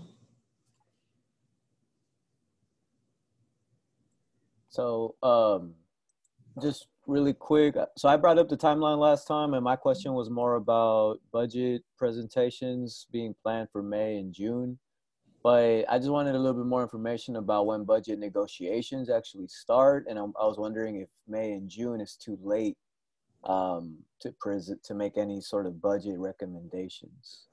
So that was just one thing. And then another thing sort of related to the process is, I know at the beginning of the task force, I think at our first meeting, the idea was floated about meeting twice a week.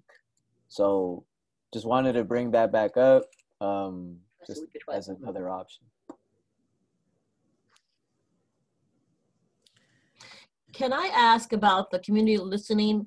I see you have like the entire meeting. How much time are we allocating for community listening sessions? You're doing the whole entire meeting? That would be in addition to the general meeting. So like, let's say in February, you'd have your regular monthly meeting like this session, and then the community listening sessions are a whole different format. Mm-hmm. Run by a facilitator. It's done where we have, you know, we try to get as many people involved. It's more of a hearing from the community what they want. What are some things that have been happening? What would they like to see? It's just more about the community voice. In addition to these meetings, these working sessions. Okay. Another comment or suggestion, can our new council members, do they have to wait until they're sworn in before they're invited just to come in? And they can come in and they can listen to what's going on and get a head start as to what's happening, instead of having an entire meeting, I don't know, devoted to orientating them to what we've been doing for months.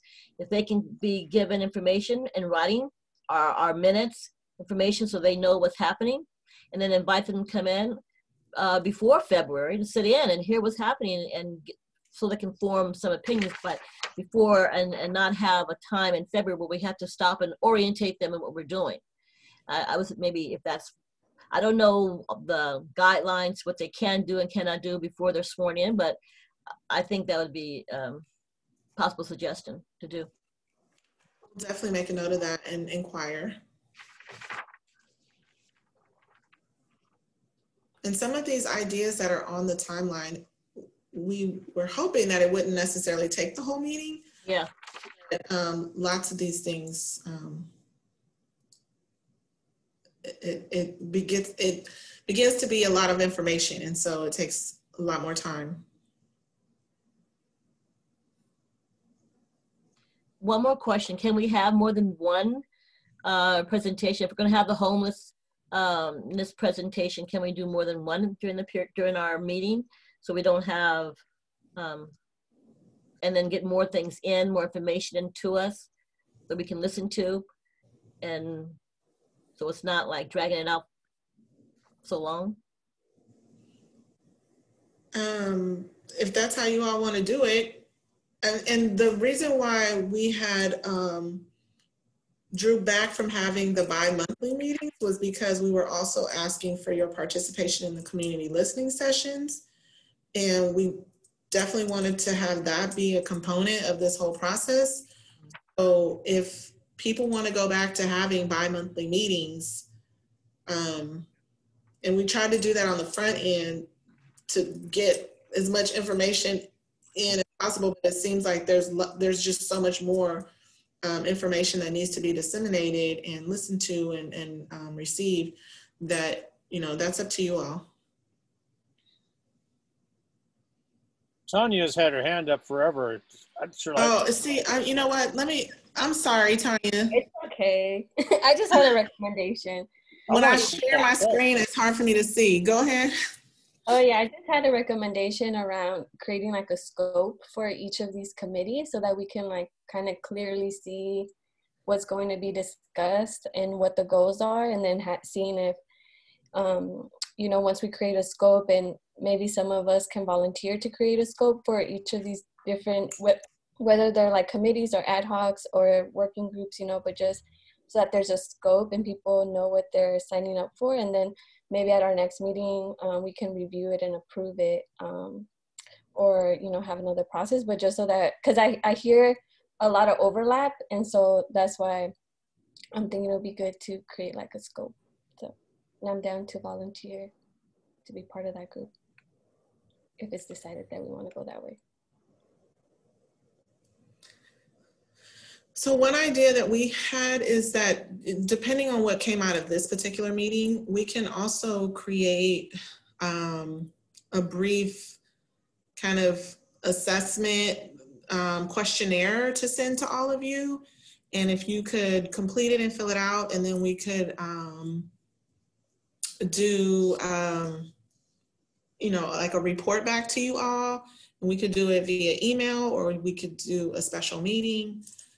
That's also an idea. I think either way, we're going to do the questionnaire. But in the meantime, how would you like, do you want to wait to December to get that information and figure out how we're going to proceed? Or do you guys want to have a more solid plan? Don. Yeah, I'm seeing we've got 9 members of the public that's sitting by. I'd sure like to know do they have any ideas about things we should be discussing? We can open it up to public comment now if you'd like. Considering the time factor, maybe we ought to. Yeah, is there anyone else that's opposed to that? No? Okay.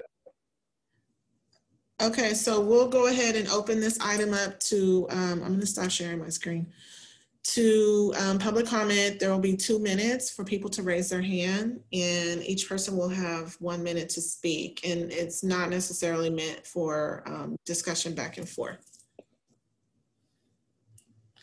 We have one speaker so far, Helen Burks. You have 1 minute. You can go ahead and start. Helen Burks. Hello, everyone.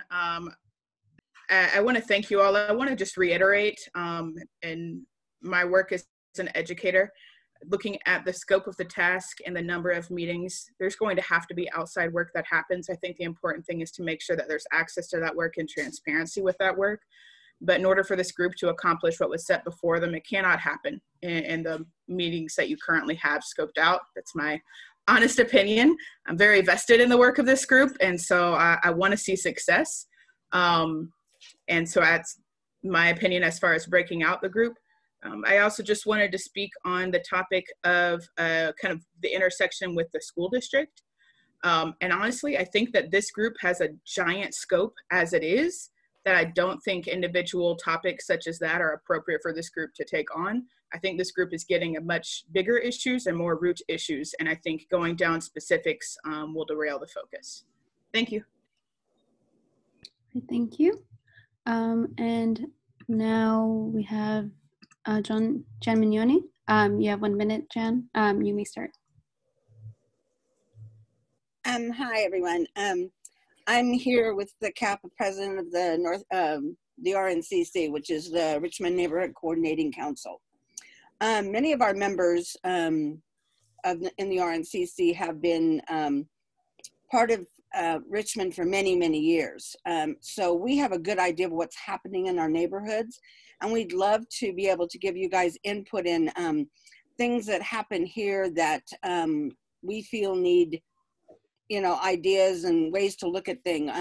We understand a lot of the issues that the police have at this point in time, and we also understand the issues that there is about homelessness and mental health issues. So we're here to be of assistance in any way that we can. I know that many of my executive board some of them are listening on this. Some of them have been looking at the recordings. So we really want to help you in any way we can to help you make this a quicker and easier task to do. It's pretty daunting, and you probably will need to have subcommittees to get this moving along in a timely manner. That's for sure. Thank you. Thank you. And that was our last speaker.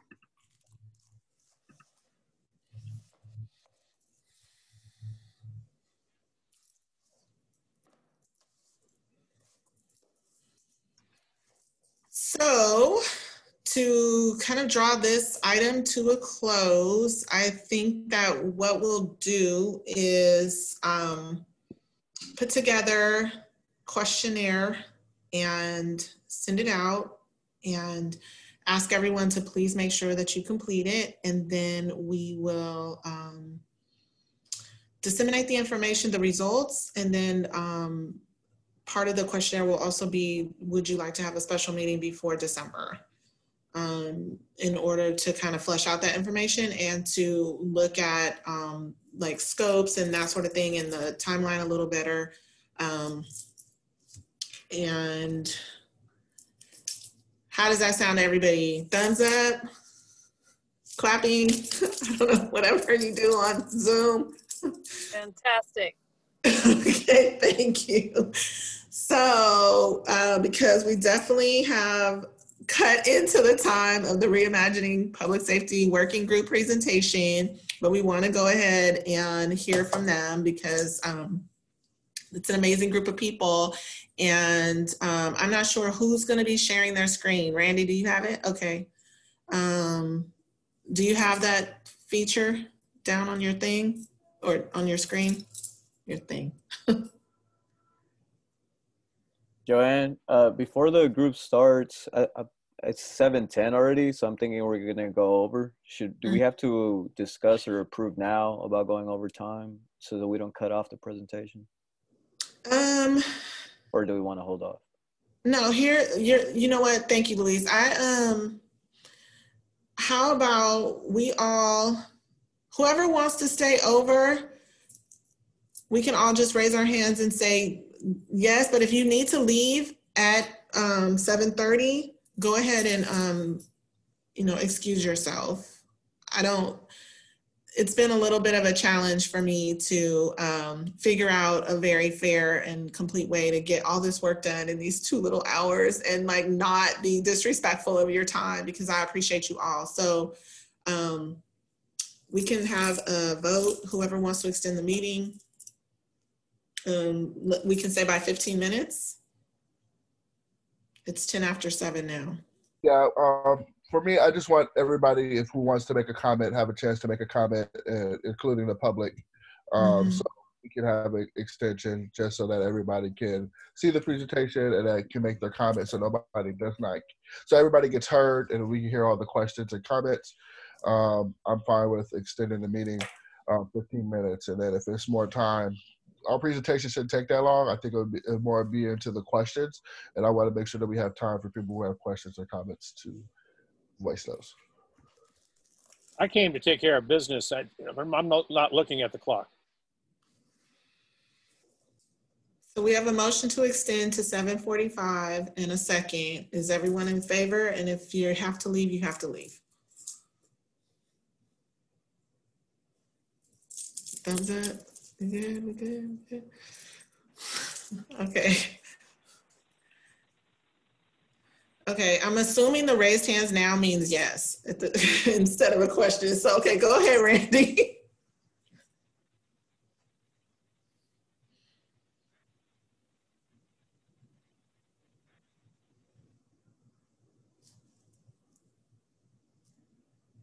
Unmute yourself.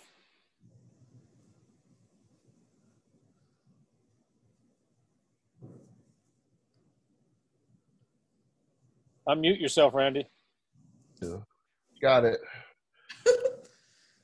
It's hard to do it in full screen. All right. Thank you for letting us present. This is the Reimagine Public Safety Community Working Group, Community Group. This is part of the work that came. Our mission is to improve public safety in Richmond by employing a holistic approach that is grounded in human rights, responsive to human needs, and guided by the best available evidence. Who are we? We're community members, representations from community organizations, RISE, Urban Chill, Healthy Richmond, and others, and representatives of city groups. For example, me, I'm part of the Community Peace Review Commission. We have people from the city of Richmond and other places as well.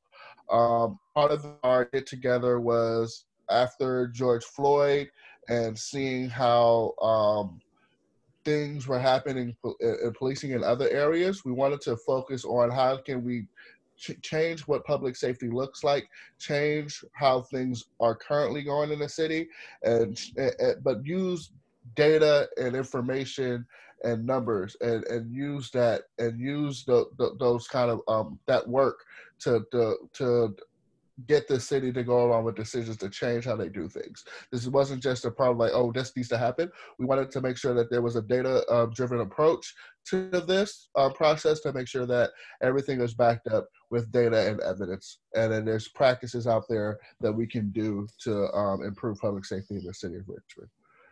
Our methods, we maximize community engagement, all of our fundamental components of the city public safety infrastructure. We also increase transparency by expanding access to information, including program implementation and budgetary allocations. And then we ensure accountability, removing unnecessary barriers to addressing police misconduct. We are broken up into 3 subgroups, which is alternatives to policing, spending and funding, and police policies and procedures. With our community group and with comments that we got from the community, these were the top 3 things that people, that the community and the people in the group felt they wanted to focus on and look at this area and ways to improve public safety. And with that work, they're going to present an update from the first one you saw in September and show some different things that we've done over our process. So first up is alternatives to policing, and that will be Eddie Chacon. Good evening once again, everybody. I'd like to start us off with talking about, when we are talking about alternatives to policing, keep in mind that we are talking about having resources available for people in the community other than the police. So with that being said, that leads to the question of what is safety, right? Safety for who? And from the group, some different answers or that, might look like public health needs being met. So for example, food security, housing, healthcare, including mental and behavioral health, education, employment, responses to harm. Prevention and response was also brought up as a form of safety. I think most of us would agree that housing is an essential need. And in many communities of color, like Richmond, the police are called in to take care of minor situations, for example, displacing a houseless person from their location. Randy, if you could skip, thank you. This here is a graph that shows a breakdown of the top 10 call types for incidents that involve use of force by officers. This data is taken from 2015 to present. We see that mental crisis is top in the charts, following by car stops, domestic violence, battery, wanted person, and etc. And this graph was sourced by transparentrichmond.org. So the group came up with a few action items, one of them being increasing funding for ONS, also known as Office of Neighborhood Safety. They are a gold standard of non-police response to gun violence, nationally recognized. Part of their work includes street outreach. So that might look like conflict mediation, de-escalation, referral to services, maintaining community connections, They also offer peacemaker fellowships, which includes individual intervention, youth development framework. So yeah, I think increasing funding for ONS to increase reach is really important. ONS also reports that the work saved the city between 5.8 million and 14.8 million in 2019. So we are firm believers that we should reinvest those savings into ONS. Another action item that was brought up is non-police response to behavioral health crisis and community conflict. So what types of calls could this program address? Mental health crisis, substance abuse, calls regarding homelessness, interpersonal conflict, noise complaints, wellness checks, and why a non-police response, right? So we believe, and I believe personally, that police presence creates fear and also escalates a lot of situations. Policing and nonviolent crisis response are completely different roles. And we also did some research on what exists throughout the nation. And we came across centralized response connected to 911 dispatch. So for example, CAHOOTS, which is an abbreviation for Crisis Assistance Helping Out on the Street, is based in Eugene, Oregon. And they are a medic and crisis worker response group. Police are not present, but they can be called. It is financially successful. Data from 2018 shows that CAHOOTS responded to 20% of police calls, and 20% of Eugene police budget is 11.5 million. The cost of that was 800,000, which saved about 10.7 million in 1 year. Other cities that are also implementing this model is our neighbors in San Francisco, folks in New York, and folks in Los Angeles.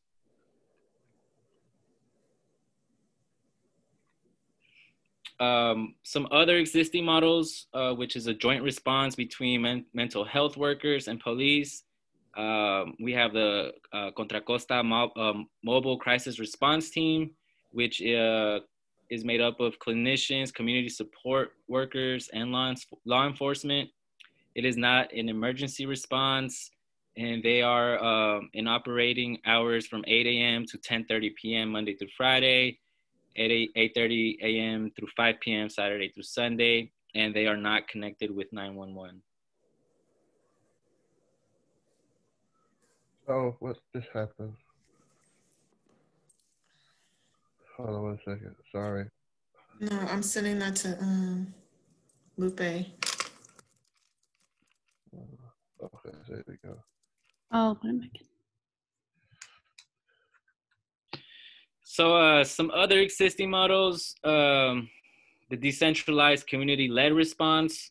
So there's a mental health first in Sacramento and Oakland. It is peer-led, volunteer run.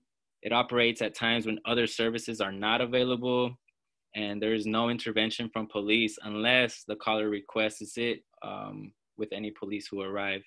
There's also CAT 911, which is in Los Angeles, California, and it's made up of neighborhood-based teams, also volunteer run.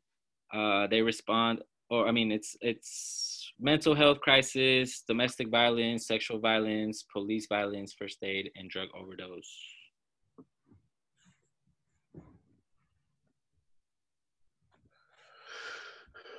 So our proposed plan, and I will get in more depth about it on the next few slides, but it is a hybrid model.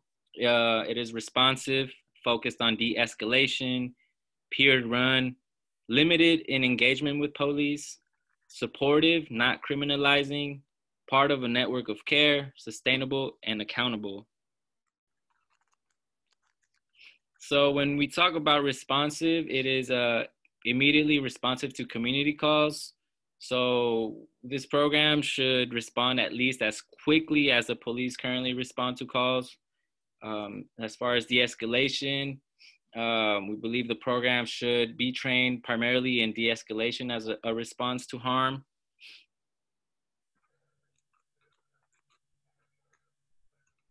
Peer run, staffed by people with direct experience of mental health crisis and or homelessness who are embedded in their community and not outsiders with academic credentials. We also want this plan to have a limited engagement with police. So there should be a clear protocol about how and when this new response team will contact the police so that it does not become another avenue for Richmond Police to access our community. Additionally, the police should not interfere in the functioning of this program. So, also, we believe that this program should be supportive, focused on support, not criminalization. The program should focus on providing needed resources to the community in an effort to facilitate healing and prevent future harm. It should not work to identify laws that are being broken or attempt to charge residents with crimes. And also, thinking of a network of care, right? Connecting with existing community services. The program should connect residents with ongoing supports and should have relationships with those services. And we want this to be sustainable. So we believe the program should receive continuous funding and support from the city, not just a one-time grant. Also, as far as accountability, the program should be transparent about how it works and should provide information to community about the impact of the work. If program staff or volunteers are found to harm community members, they should be removed from service without pay. So here are just a few examples of community service that are already offered in Richmond. You see Bay Area Community Resources, Kaiser Crisis Center, Catholic Charities, and a bunch of other amazing services. So our proposed development process, we are deferring to community. First, we want to inform, provide the community with the relevant information. Second, we want to consult, gather this input from the community. Third, we want to involve and make sure that in the process, community needs and assets are integrated and inform planning. Fourth of all, collaboration. We want to ensure that community capacity plays a leadership role in implementation of decisions. And we defer to foster democratic participation and equity by bridging the divide between community and governance through community-driven decision-making. And that sums it up for alternatives to policing. All right. The next person, part of the presentation will be Helen Burks. Good evening, everyone. I'm going to be going into spending and funding recommendations from the group. I'm just going to underscore both what Randy and Eddie have stated, and that a lot of the purpose of the group is to have a more expansive view of both the what, how, and the who of public safety, right? To have safety that is more holistic, to have safety that is more focused on prevention, and to have safety in which the community is involved at a decision-making level, as well as on the ground being part of the structures of what safety looks like. So I think having that framework, this section is relatively short compared to the others. So why are we looking at funding? Because we need that collective vision, which includes the safety of our officers. And we need to have an understanding of the budgetary models in order to be able to reinvent the methodology to create the budgets. I want to thank Captain Simmons. Some of the information he gave tonight actually is, you'll see highlighted on a future slide about some of the things that we know this group and the broader community need to have a firm understanding of in order to be able to wrestle with this work. We also know that budgets are not just financial documents. They are moral documents. As everyone says, put your money where your mouth is. There's all kinds of sayings that have to do with the power of money and the power of the budget process at the city level. So our goals are to continue to learn from other cities that have decreased funds for their police department and reallocated funds. We also want to compare both the budget and decision-making process of our city with those. that are comparable to ours and facing what we are facing here in Richmond. We want to increase transparency and access to information, because information is generally what is needed in order for the community to be involved in the decision-making process. And we want to make sure that data is presented in a way that is understandable. And you have to be very careful as a former science teacher. The presentation and interpretation data, right, of data are key. So what does it look like to take this raw data, have it understandable without putting a lens of interpretation that decreases the community's involvement with the raw info. And also we want to make sure that we're incorporating diverse opinions and ideas throughout this process. Some questions that we have are, where does the funding come from? Part of the conversation earlier between Deborah and Captain Simmons highlighted, I think, some of this continuing question area. What is this money being spent on? What are the amounts? How much of the budget currently goes to policing of the overall city budget and compared to other services? What does that say about our city's values? How are overtime hours being used? What impact does the funding structure have on police accountability? An example there is if there is a lengthy investigation into an officer's conduct, for instance, what is that kind of cost like? Are we aware of that as a community? And how does that impact what the processes look like for the investigations? So just really understanding the money behind a lot of the structures.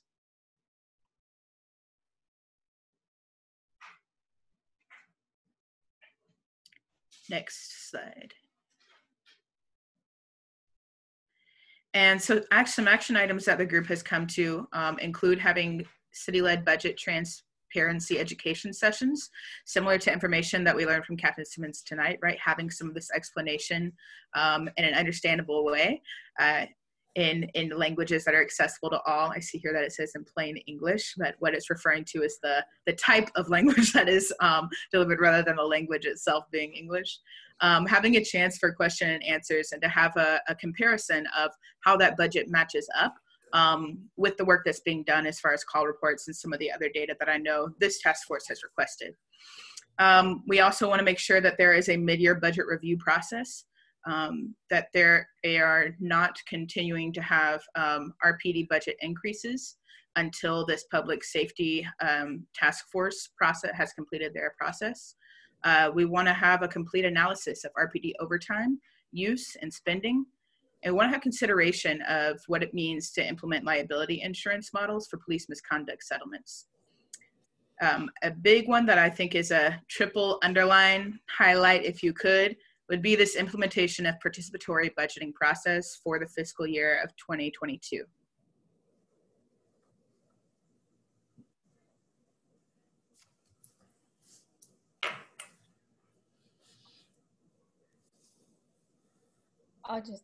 I'll go. Great. I'll be presenting in the police policies and procedures.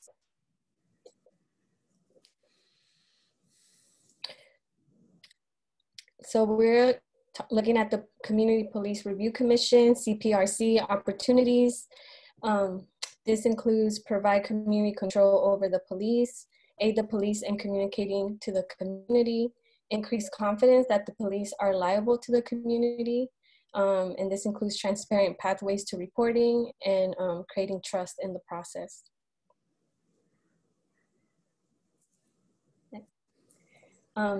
Action items, empower the CPRC. This includes add sexual abuse investigations to the CPRC responsibilities, which is currently in process. Grant CPRC rights to independently investigate any potential police misconduct of which it becomes aware of. Add CPRC representation to all panels considering hiring and promotion of police officers, which is also in process, and allow CPRC to investigate confidential whistleblower complaints by individual police officers. Action priority, community and integrity-based hiring practices.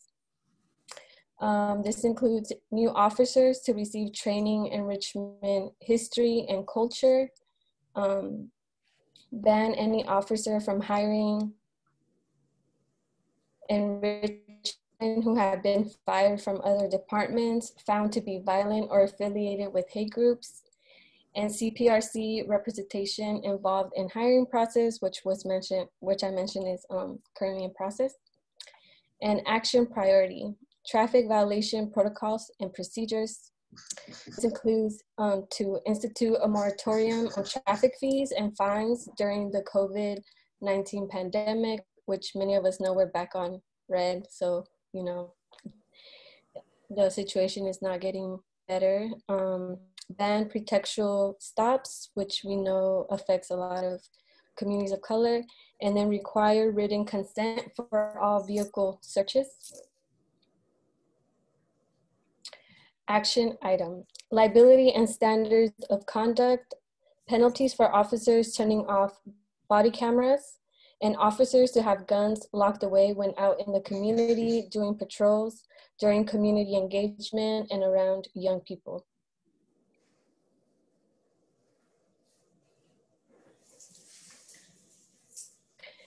And models of substantial police reform. So a lot of what we just mentioned were based on research that the group did. And these are some of the examples and models that we're looking at in New Jersey, Minneapolis, Washington, Durham. And as Eddie mentioned earlier, we're also looking at local models as well in San Francisco.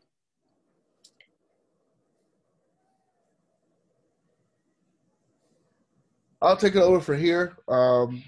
Just in summary, again, to show over our short-term action items. We talked about no budget increases till this process is complete, empowering the CPRC, ban previous violent officers who are part of hate groups, penalties for turning off body cameras, regulations about open carry of weapons, banning pretextual stops, moratorium on traffic fines and fees, and require consent for vehicle searches. And a more long-term views of looking at the budget, and training new officers in Richmond history and culture, and the development of a police response to behavioral crisis. I also wanted to say that we all have we do have a Facebook page that we use and we post and we get involved.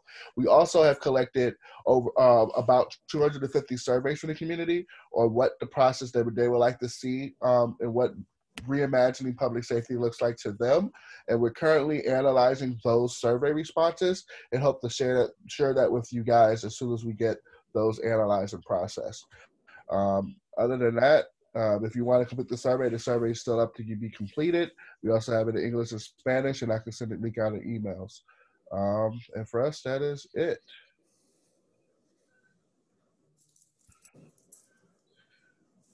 I'm done. Okay, Don has his hand raised. Thank you very much. Every time I've heard this presentation, there have been a couple of versions of it, I'm more and more impressed. I see a lot of things in here that it shows a lot of time and effort have been invested in this. It's there's a lot of good ideas on there, but there's a lot of ideas I've got questions about. But first though, I hope that you share this presentation with the committee. I mean, where it's put on the website and it's actually sent out to us. It'd be nice to have had this to read it beforehand so we could come with questions. But it was clear that you wanted to have a separation of, well, I don't even know what to call the group, a separation of the group from the Richmond Police Department. So you've got a separate group of people that are funded by the taxpayers to work with issues. But if there's that clear separation where they will decide when to call a police officer, how do we handle the potential liability when something goes askew and their judgment was, since they're not trained police officers, their judgment ended up creating a major problem, or misjudgment, I should say. It starts creating a major problem where somebody gets hurt. How do we address that?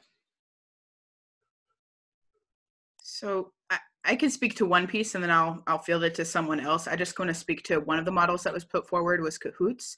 And Cahoots is actually, it's a separate line that people call into other than, like, it's not the 911 line in Eugene, Oregon. That's one of the differences. So how they're notified and what they're coming to, the people who are released to go to a specific site. It's a different level of need of what those calls are for. So those are mental health crises. And there's a specific process. I could get more of the literature for you. They've done a lot of making their internal processes very public and transparent, of what it looks like for the individuals who go to the call, and what their process is like for notifying local law enforcement. I know that didn't fully answer your question, but I think that that's a key distinction to understand, is what types of calls are going to that type of model.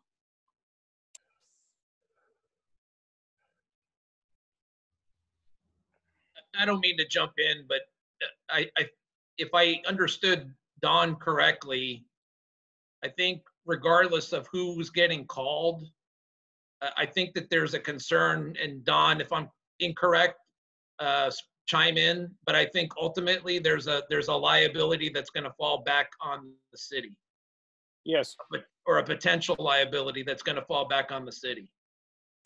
Yeah, and I think that's one of the things that I think, honestly, this group would need to look into. I think that the fact that this model is operating in several other cities means that their internal city governments have had to do a lot of work to figure out that side of things. I'm not going to put myself forward as an expert on that side of things. My background is not in city governance. But I think that's something that this group could look further into and bring the information forward. If anyone else from the group has a more in-depth answer, feel free to chime in.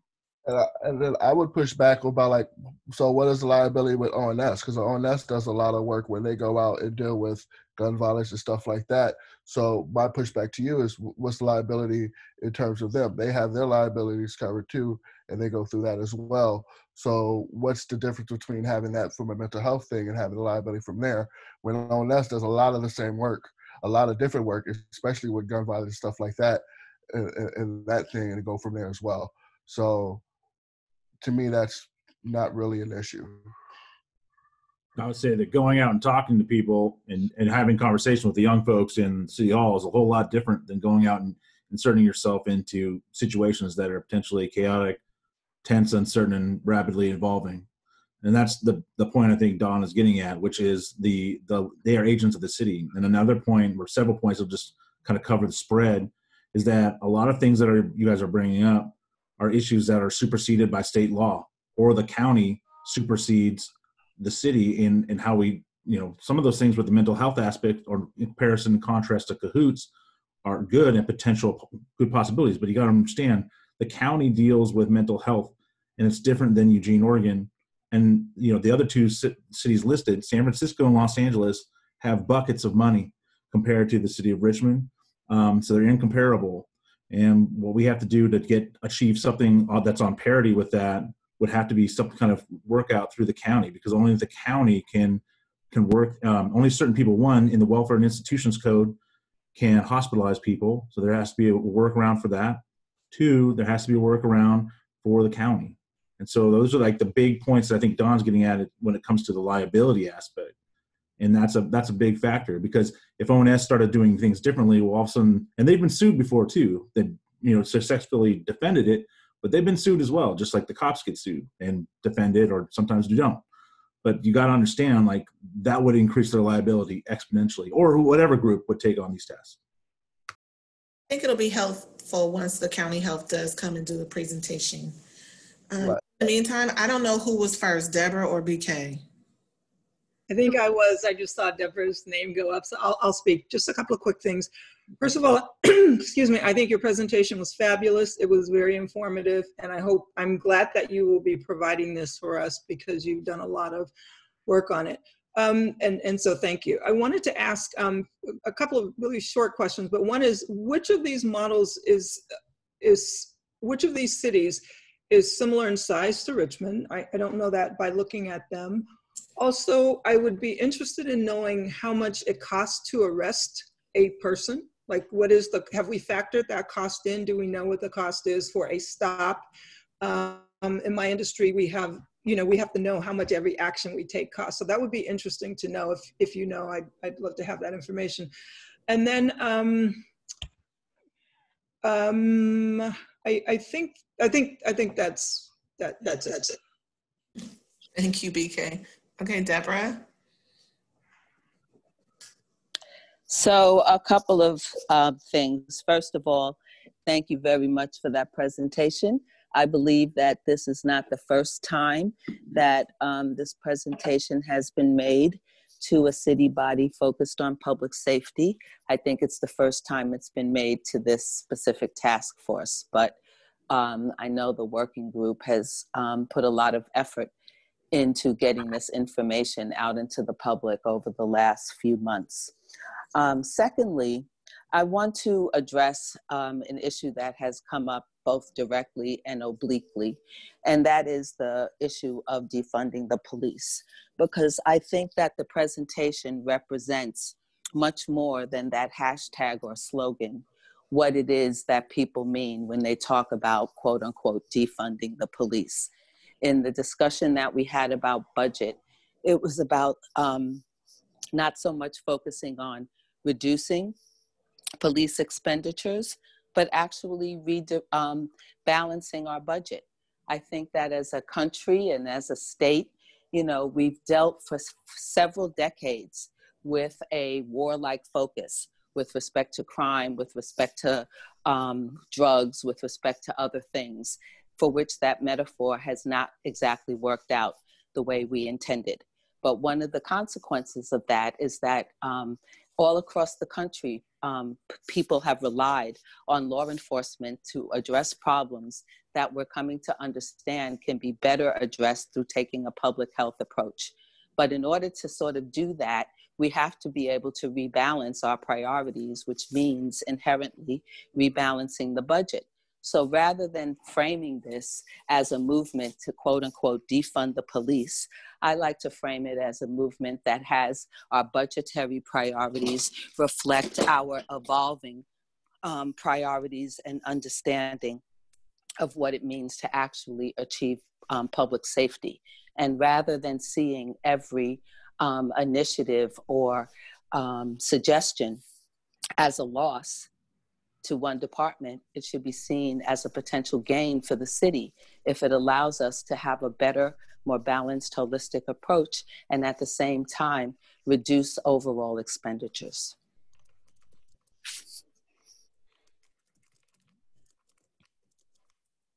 Does anyone else have any comments or anything, or would people be willing to? I'll make Jay, like, and again, I want to make sure that this work is ongoing, right? Like our working group, we don't believe that the work stopped at this presentation. We're still doing research. We'll still do data analysis to come prepared to have more quality information to make sure that our recommendations are backed by data, numbers, and stuff like that. So don't think that this is just the first step.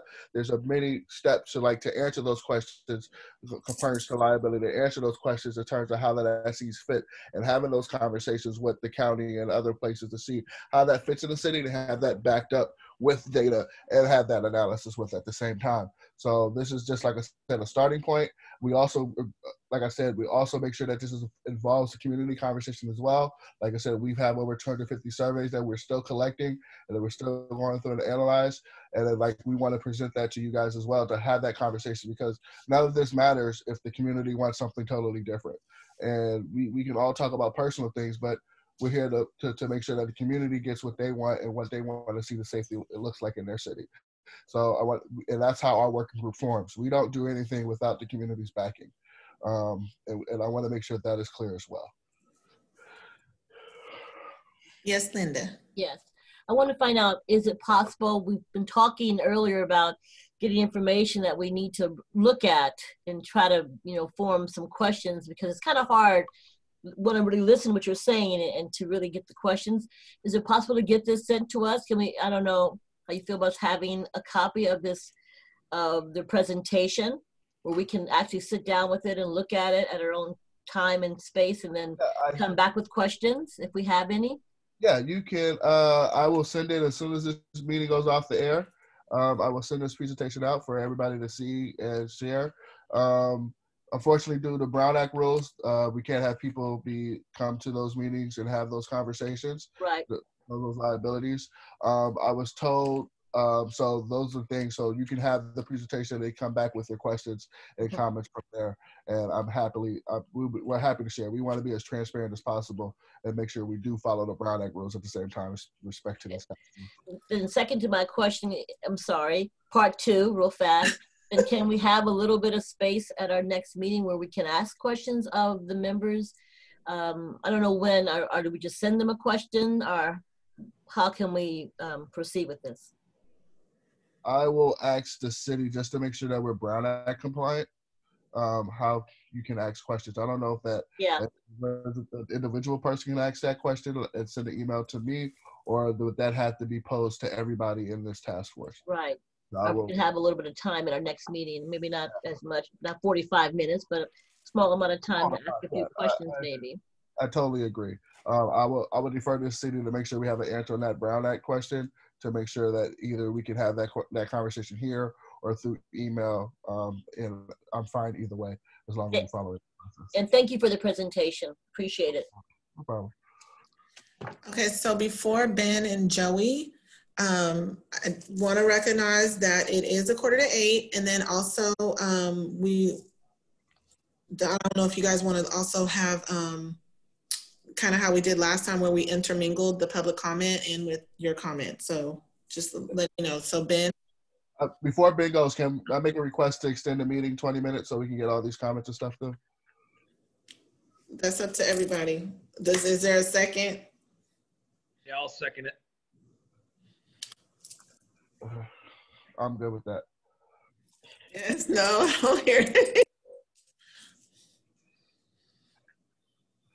I'll just assume if you have to go, you have to go. But other than that, it sounds like we have a consensus. Ben? Yeah, I just want to say that I've heard this PowerPoint presentation like 3 times now, and about 80% of it is the same. But the overall gist and what I think some people are getting at, like Deborah and actually, for the purposes of what EK said too. I mean, are we gonna tabulate the cost of victims too, or do we not care about those people? I mean, they're just not part of the equation. Because I think that means something, and we got to worry about just our singular focus. But the bottom line is this: if people are, I mean, I don't think it's people. I don't know if they're hearing the same thing I'm hearing from the captain, but if you cut budgets or you change budgets, and I think some things, job things, need to be changed from police officers, and I don't think today's the day to do it because it's going so late. But I have a lot of ideas about that. Is probably the only person on this committee actually does this job. But what I will say is, that means that you're going to cut probably about 50 officers from this police department. And at least as far as some of the things that I've heard proposed from a budgetary perspective. And so if you're going to do that, you need to be able to let people know, because I think the people in the community need to know that. I think people in RNCC need to know about that. And I think it matters. And that's essentially what you're getting at. Everyone kind of beating around the bush about it, but I just need to come out and say it, because that's exactly what that would mean. So changing what police officers do and what they respond to, I think that's very valid, and there's a lot of good points and movement from things that have been put forward by this group and others. But one of the things that people keep beating around the bush about is that if you mean reductions, that's going to be reduction in people. And I'm curious if the community itself really wants that, because when I'm out there on the street, that's not what I'm hearing. Joey, and then Randy, and Helen.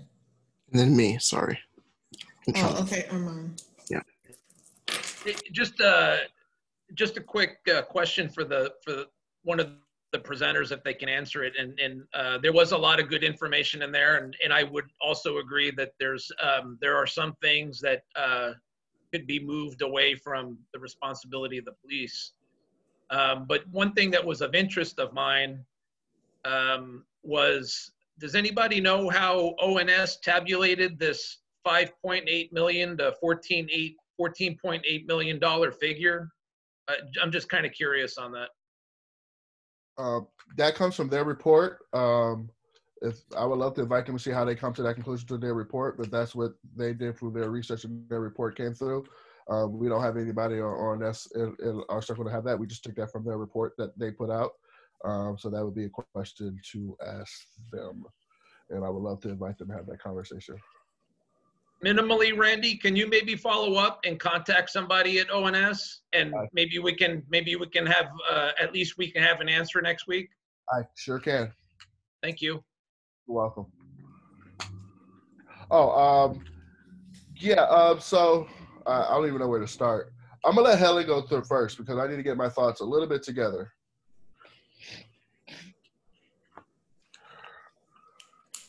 Thanks, Randy. I just wanted to reply to what I interpreted as a facetious question of, does anyone care about the victims?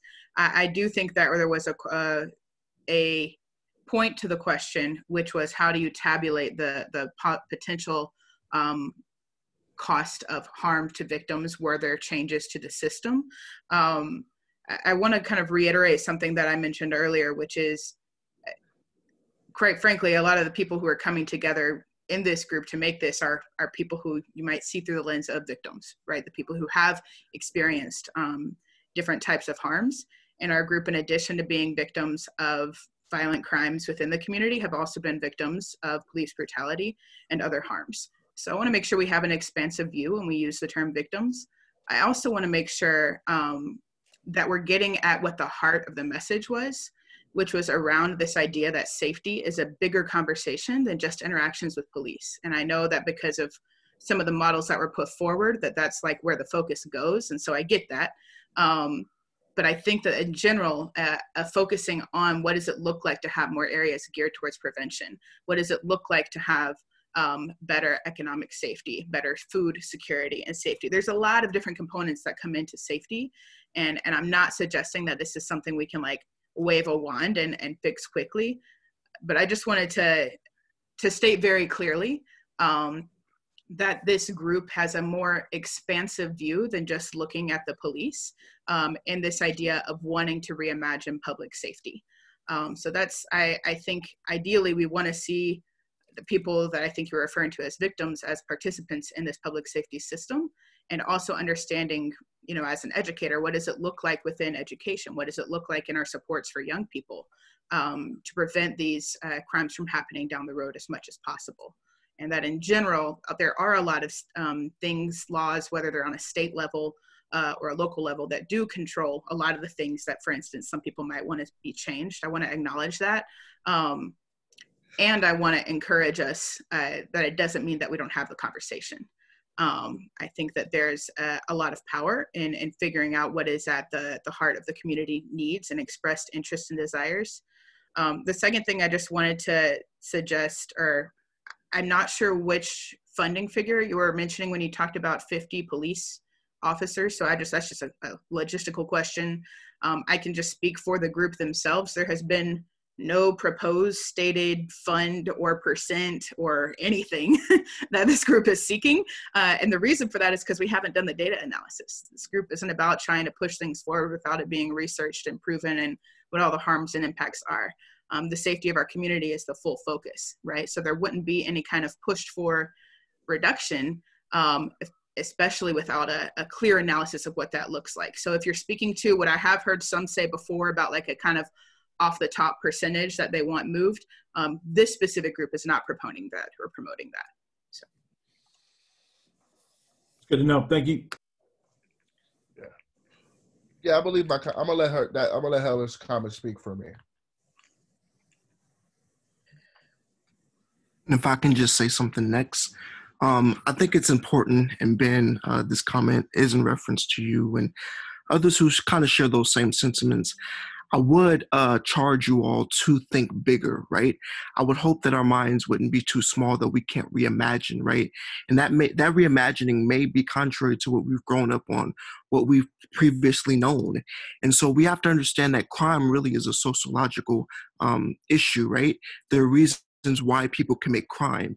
And so this group really is trying to focus in on, sorry, I'm at home with family and people home from work, but I think it's important that we really do have to expand our minds and expand our thinking about, you know, what this group really is about and why crime, you know, persists within our community.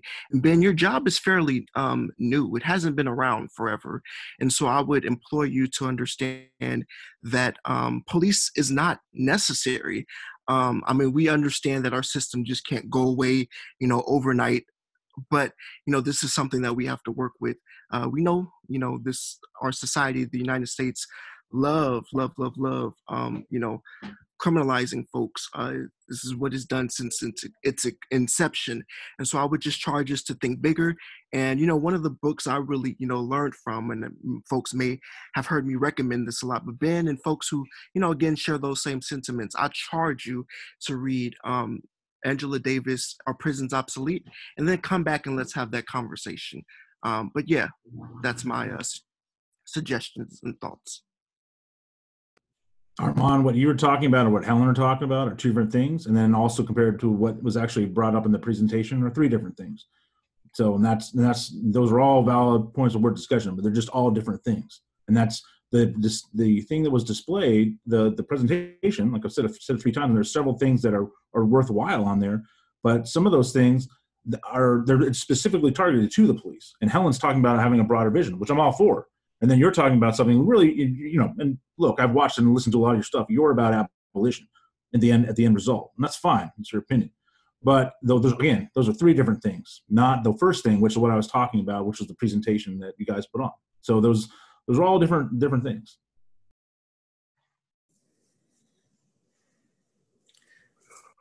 Would you all like to see if there are any public speakers at this time? Yes. Okay. Lupe, can we open it up for 2 minutes to see if there's anyone who wants to raise their hand from the attendees? Yeah, so we have 2 minutes if anyone would like to raise their hand. So far we have 1 speaker, Sadie Girthy. Sadie, you have, let me see if I can get here. Oh, Sadie, you have 1 minute. You may go ahead and start. Hi, thank you all for the work that you guys are doing. I just want to really appreciate particularly Helen Burke and Armand, the comments that you just made about the focus of the group. And as a community member and someone who has grown up in Richmond and now is raising a family in Richmond, I applaud you, and I really want, I hope to see that this group does imagine big things and goes beyond limited narratives that we're seeing in the media and across just many different platforms right now. So I just want to applaud you both and put my support behind what you were saying. So thank you. Thank you. Now we have Yenny Garcia. Yenny, you have 1 minute. You may go ahead and start. Hi, everyone. I just wanted to just remind everyone that what safety looks like differently for many folks, and especially in our community, and just keeping an open mind to what that may look like. I'll speak from experience. There's things that I don't know that I might think that this would help, but I don't know the law. I don't know if it could be done. But even just working around that idea and respecting that, maybe I feel this is a safe thing to do. And then maybe having the back and forth with maybe it isn't, or maybe this law needs to change. And then getting help from you guys, the experts, and whatever that expertise is, to say, you should probably go this route or go the other route because this can't be done this way. This can't be done at the local level. You need to go to state law, etc. And just being understanding of each other. Thank you. And then last, we have someone with SRP admin. If you can introduce yourself and you have 1 minute, you may start. Hello, it's Tamisha Walker. And I just want to say that I've been listening in, and I would like to say that I think that the work of the Office of Neighborhood Safety is a little bit more than just sitting in an office with a group of folks. They actually do go out there every day and put their lives on the line to reduce violence in Richmond, and they do it holistically. And their budget is constantly under threat every year. And we don't argue about this fact publicly. I would also like to say that there are some folks out there who think that we do need to reduce the police department. I would say that violence was at its lowest in Richmond when the police were working collaboratively with community, and that is not something that's currently happening. We cannot police our way out of violence or harm, and we need to figure out how do we get back to these significant reductions and get back to work in Richmond. Thank you. Tamisha, did you want to go back in as a panelist? I didn't realize you were in as an attendee. Yeah, sure. I know it's late though, but yeah. Okay. And that was our last speaker.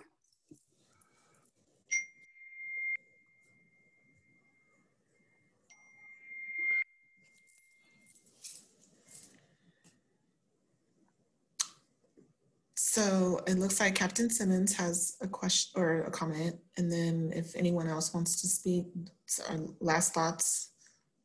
I just wanted to affirm a few of the ideas that the presentation, Randy, your group that just put forward. So currently the chief has given a directive, and this is kind of, I guess, for everybody's benefit. The chief has given a directive to the hiring process that members of the CPRC will be sitting in on the hiring panels. So that is taking place. That has kind of been instituted to include the CPRC and the hiring process and soliciting their input as it relates to that candidacy pool.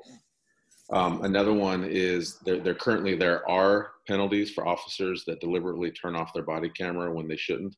The policy is that they are to keep that body cam on when they're engaged with the public and responding to a 911 call and a whole variety of other things.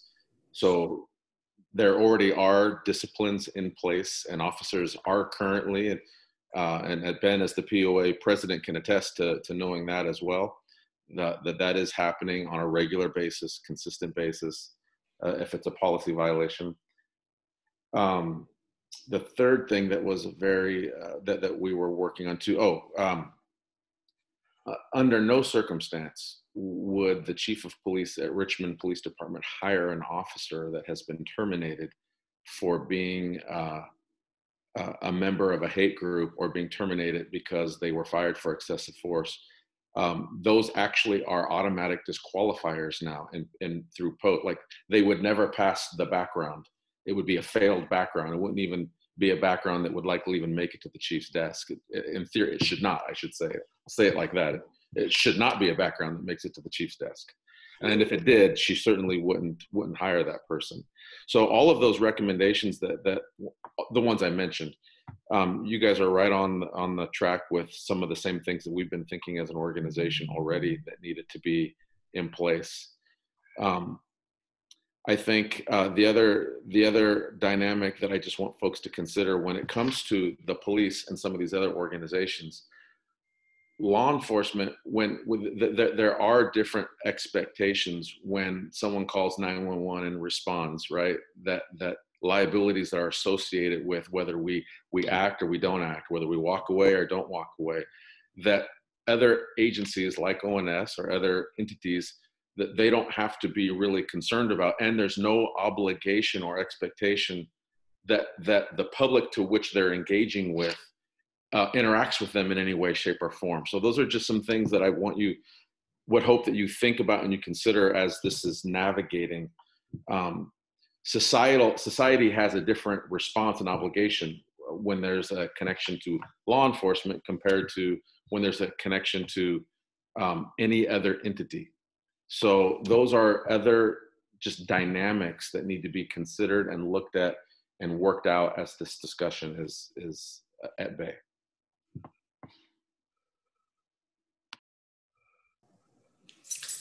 It looks like Michelle, you have your hand raised.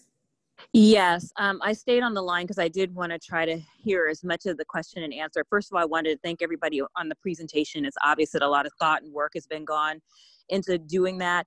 And it's something that we have been looking at too. And what I would like to suggest is, as we kind of think about the working group areas, maybe we want to, if this group feels and this body feels like these are some of the key elements, is break them down into the elements that were kind of mentioned in the presentation. Because actually, I think that there's a lot of work going on in the police department already that has been done over the years. Some of it needs to be added to, some of it needs to be built up. I think that public safety is not just framed in terms of policing, but there is this long-term issue of how do we fund it? How do we pay for this stuff? And how do we realistically pay for it when we're all in the middle of a pandemic and a coronavirus, process, and cities and communities have been underfunded for years, and we don't really have a great economic development plan on how we're going to support all these things.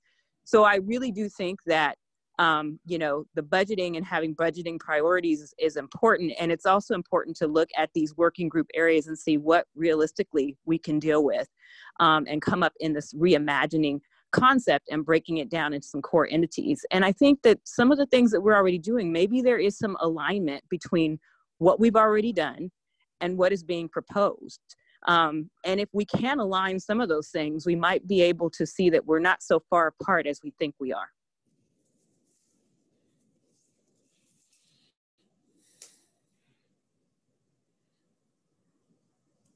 Does anyone else have any final comments?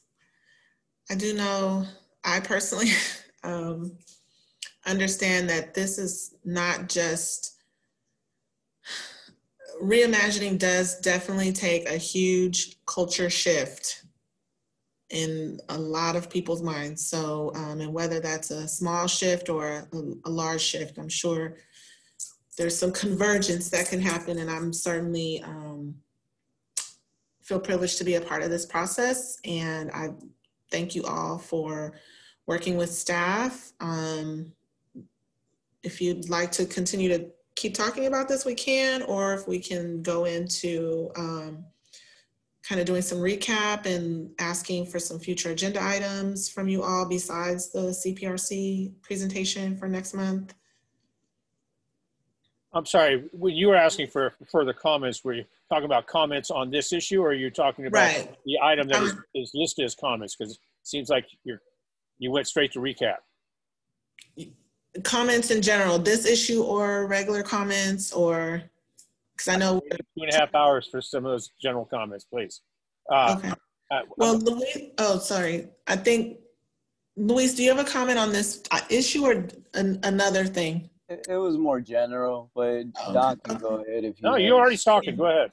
No, I just didn't want to shut off that section if no one else had it. But go ahead, Don, please. Okay, these are general comments about the meeting itself. I've several times when we started talking about the comments from the public, you said 2 minutes. Now, are we limiting the total amount of time for the comments from the public for each item at only 2 minutes? As it says, let's say if you got 10 people that want to speak, you're going to limit them down to 20 seconds apiece? That's not public. Okay, if under the meeting procedures that accompanies the agenda every month, it states that there's a 2-minute period at the beginning of public comment or at the beginning of an agenda item comment. 2-minute period where people have 2 minutes to raise their hand to get on the list. Once those people, and then as the 2 minutes starts, we start with the speakers. The speakers each get 1 minute regardless. And if we had 20 speakers, it'd be 20 minutes, but we only have 2 minutes window for people to raise their hands and get in line. Okay.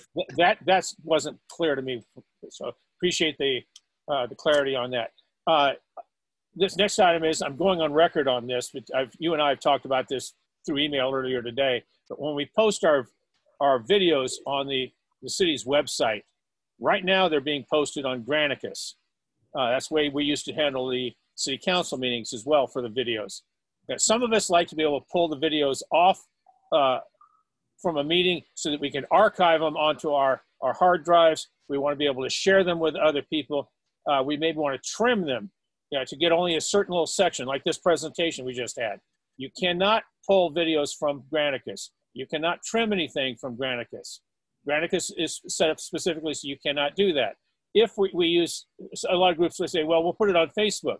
Well, if you're a PC user, there are ways to pull a video off of Facebook, but if you're a Mac head, it is nearly impossible to pull it off of there. My suggestion is, since the video is coming off of Zoom as an MP4, we can put it on YouTube, for instance, and put the link onto the city's website And that way, and people can easily pull videos off of YouTube and archive them, because I do that all the time. I've done it 4 or 5 times so far tonight. But to put it onto using Granicus is it's not helpful to the community. The last item I have is you mentioned earlier that you may be getting sending out emails from persons other than yourself. That's understandable. But I'm one of these people, for instance, I get about 300 emails a day, and it's a major chore just to sift through the junk. And if I have no idea who that person is that sent me the email, or the subject matter is not recognizable, then it's going to be junk, because I'm not even going to waste time to open it up. So my suggestion is, if it's somebody other than yourself that does send us out an email with information that is crystal clear in the subject matter, that it has to do with this committee. And using the acronym PRC may not be the best way to do it. Anyway, just a suggestion there, because I want to be able to, I don't want to delete all the emails I get from your staff. Thank you. Okay, got it. And I just threw that disclosure just in case for some reason, like somebody from the city had to send you an email for it. But I hear what you're saying. And then we also have put in an inquiry with IT, and they will be getting it back to us as far as rearranging the videos or how we want to make that work. Luis. Yeah, just super quick. I just want to just encourage and invite us to keep in mind the original reasons we all got into this work. I think we're spending quite a bit of time meeting, and I think it's important for us to just keep the humanity and the dignity of our community members at the forefront and keep that at the center. I think there's going to be different things that are going to come up throughout our time working on this together, right? And I think there's going to be points of agreement and disagreement. But I think it's just always going to be important to keep in mind the community members that are counting on us to do this work, whether they be present or not. So just moving forward, just encouraging us to always keep that in mind.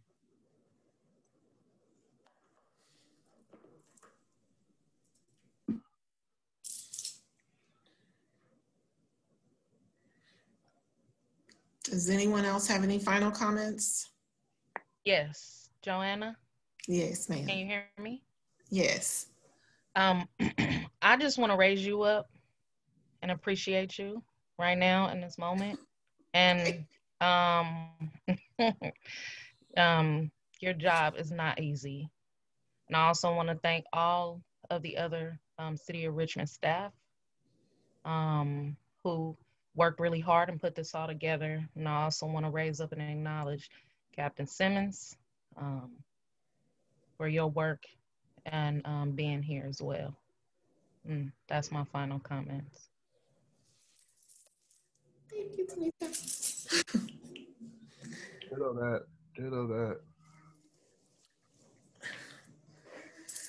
So it sounds, we have a lot of recap, so I'm gonna try to do this fast, but pretty much the biggest things is that we will be compiling some notes from tonight around different subject areas and doing some sort of questionnaire or survey asking how do you guys want to proceed logistically with the working sessions and with the information, and how do we want to proceed, and when do we want to start making recommendations and formatting and all that kind of stuff. And then about meetings and all of that. The other thing is to definitely get some information from the county health, behavioral health, definitely getting some reports and presentations from that front. And then also getting for the next agenda, a little section of follow-up to the Reimagining working group. And then a copy of the presentation being sent out. And anything I missed? The presentation, do you want me to put it in PowerPoint form and I can send that to you and you can send that to everybody? Or, yeah, I'll send it out as a PDF. Yeah, because it's right now in Google Drive. So I'll send it. Okay.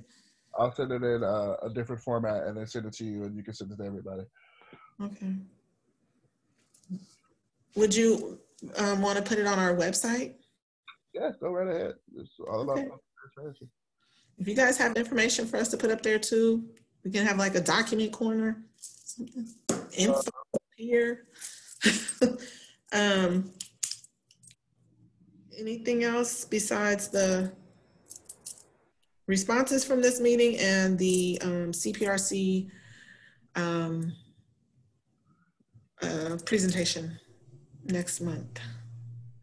And we'll be reaching out in the meantime about adding meetings and or the subject areas. Were you guys wanting the mental health presentation like what Joey had mentioned next month, or no? If we can fit it in 2 hours, I would love it. Because like there's presentations down the road. I want to see a homeless presentation about the seriousness of homeless, a more in-depth view of that. I do want to see a mental health from somebody from the county to talk more about that. And from the police department, how do you guys deal with mental health as well? What do you think about identifying a time frame, like a presentation should be no more than 15 minutes, or so that if we contact some of the some of the other outside entities, we can kind of give them a framework to work with to gear their presentation to, so when they come to this meeting, it's really succinct. I agree with that. If we can fit it in, can we fit it into the next meeting? I have at least at first the mental health one, and we can talk about having the homeless meeting as well, because I think that's some issues that people have brought up that we can further have a conversation about if we can fit it in. And I would think that mental health, although it is a huge component of homelessness, I would think that those two issues deserve separate presentations. So how about I connect with some county health people and with Michelle and Captain Simmons within the next day or so to get a game plan going around that. And then I'm not sure how long is the CPRC presentation. How long do you expect that to, do you know, Randy? I have no idea. So okay. Well, it shouldn't take long. It shouldn't take no more than 15 minutes, but I can't give you a time right now. I would have to reach out to CPRC to make sure that everything is included. So is 15 minutes a reasonable time to give groups? Yeah, it shouldn't be no more than 15 minutes, to be honest. But even if we were to reach out, let's say County Mental Health, I mean, how much time do you all want us to really set folks up for so that they can kind of come prepared, I don't want to give anyone, especially the mental health aspect and the homeless aspect, which are, I think, huge issues for this group, a time limit. And if that means we got to have a separate meeting for it, so be it. If Randy can touch bases with CPRC and Joanne and Captain Simmons and Michelle or whoever can kind of collaborate with mental health to see how long they think that the presentation would be, and we can fit it into the same meeting, so be it. If not, I think it should stand alone.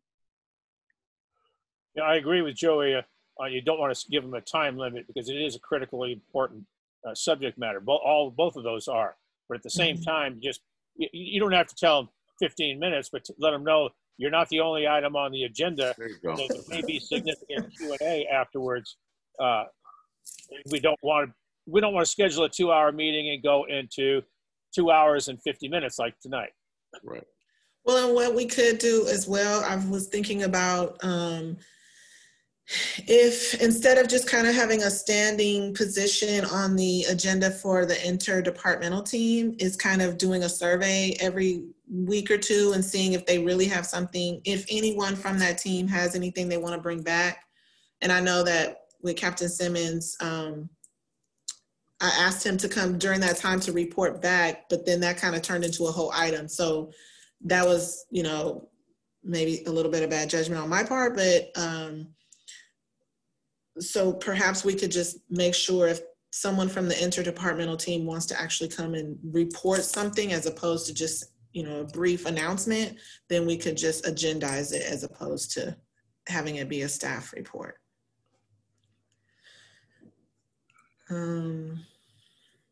So we'll just kind of figure out then, we have some items for next agendas, and then we'll just do some polling and figure out what you guys, and it sounds like we may have to do a special meeting between now and mid-December. Joanna? Yes, ma'am. Can I make one general announcement before we close, or do you have something else you need to address? No, I think I'm done unless you guys, anything else is missing from me. You sure? I promise. Okay, so I just wanted to take a moment to point out the initiative that just passed in Oregon last week, the voter initiative that won overwhelming support by Oregon voters that decriminalized possession of all drugs, not just cannabis.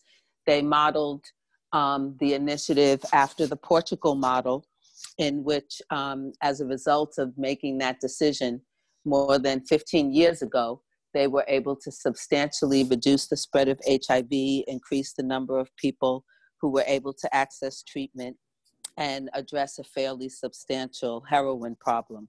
Here, Oregon they have estimated that by making this change, they're going to reduce police arrests for drugs in excess of 85%.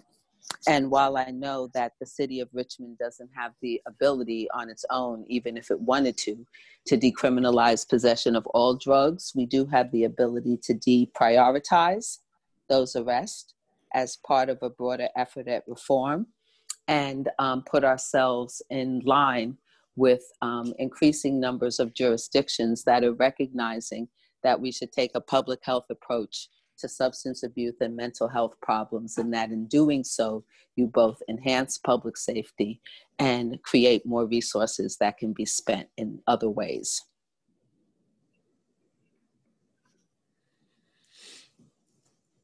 Thank you. Thank you. Anyone else have a final comment before I say goodbye?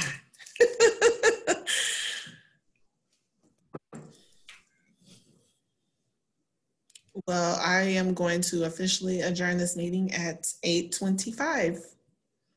Thank you all, and I look forward to hearing from you soon, or talking. Thank you.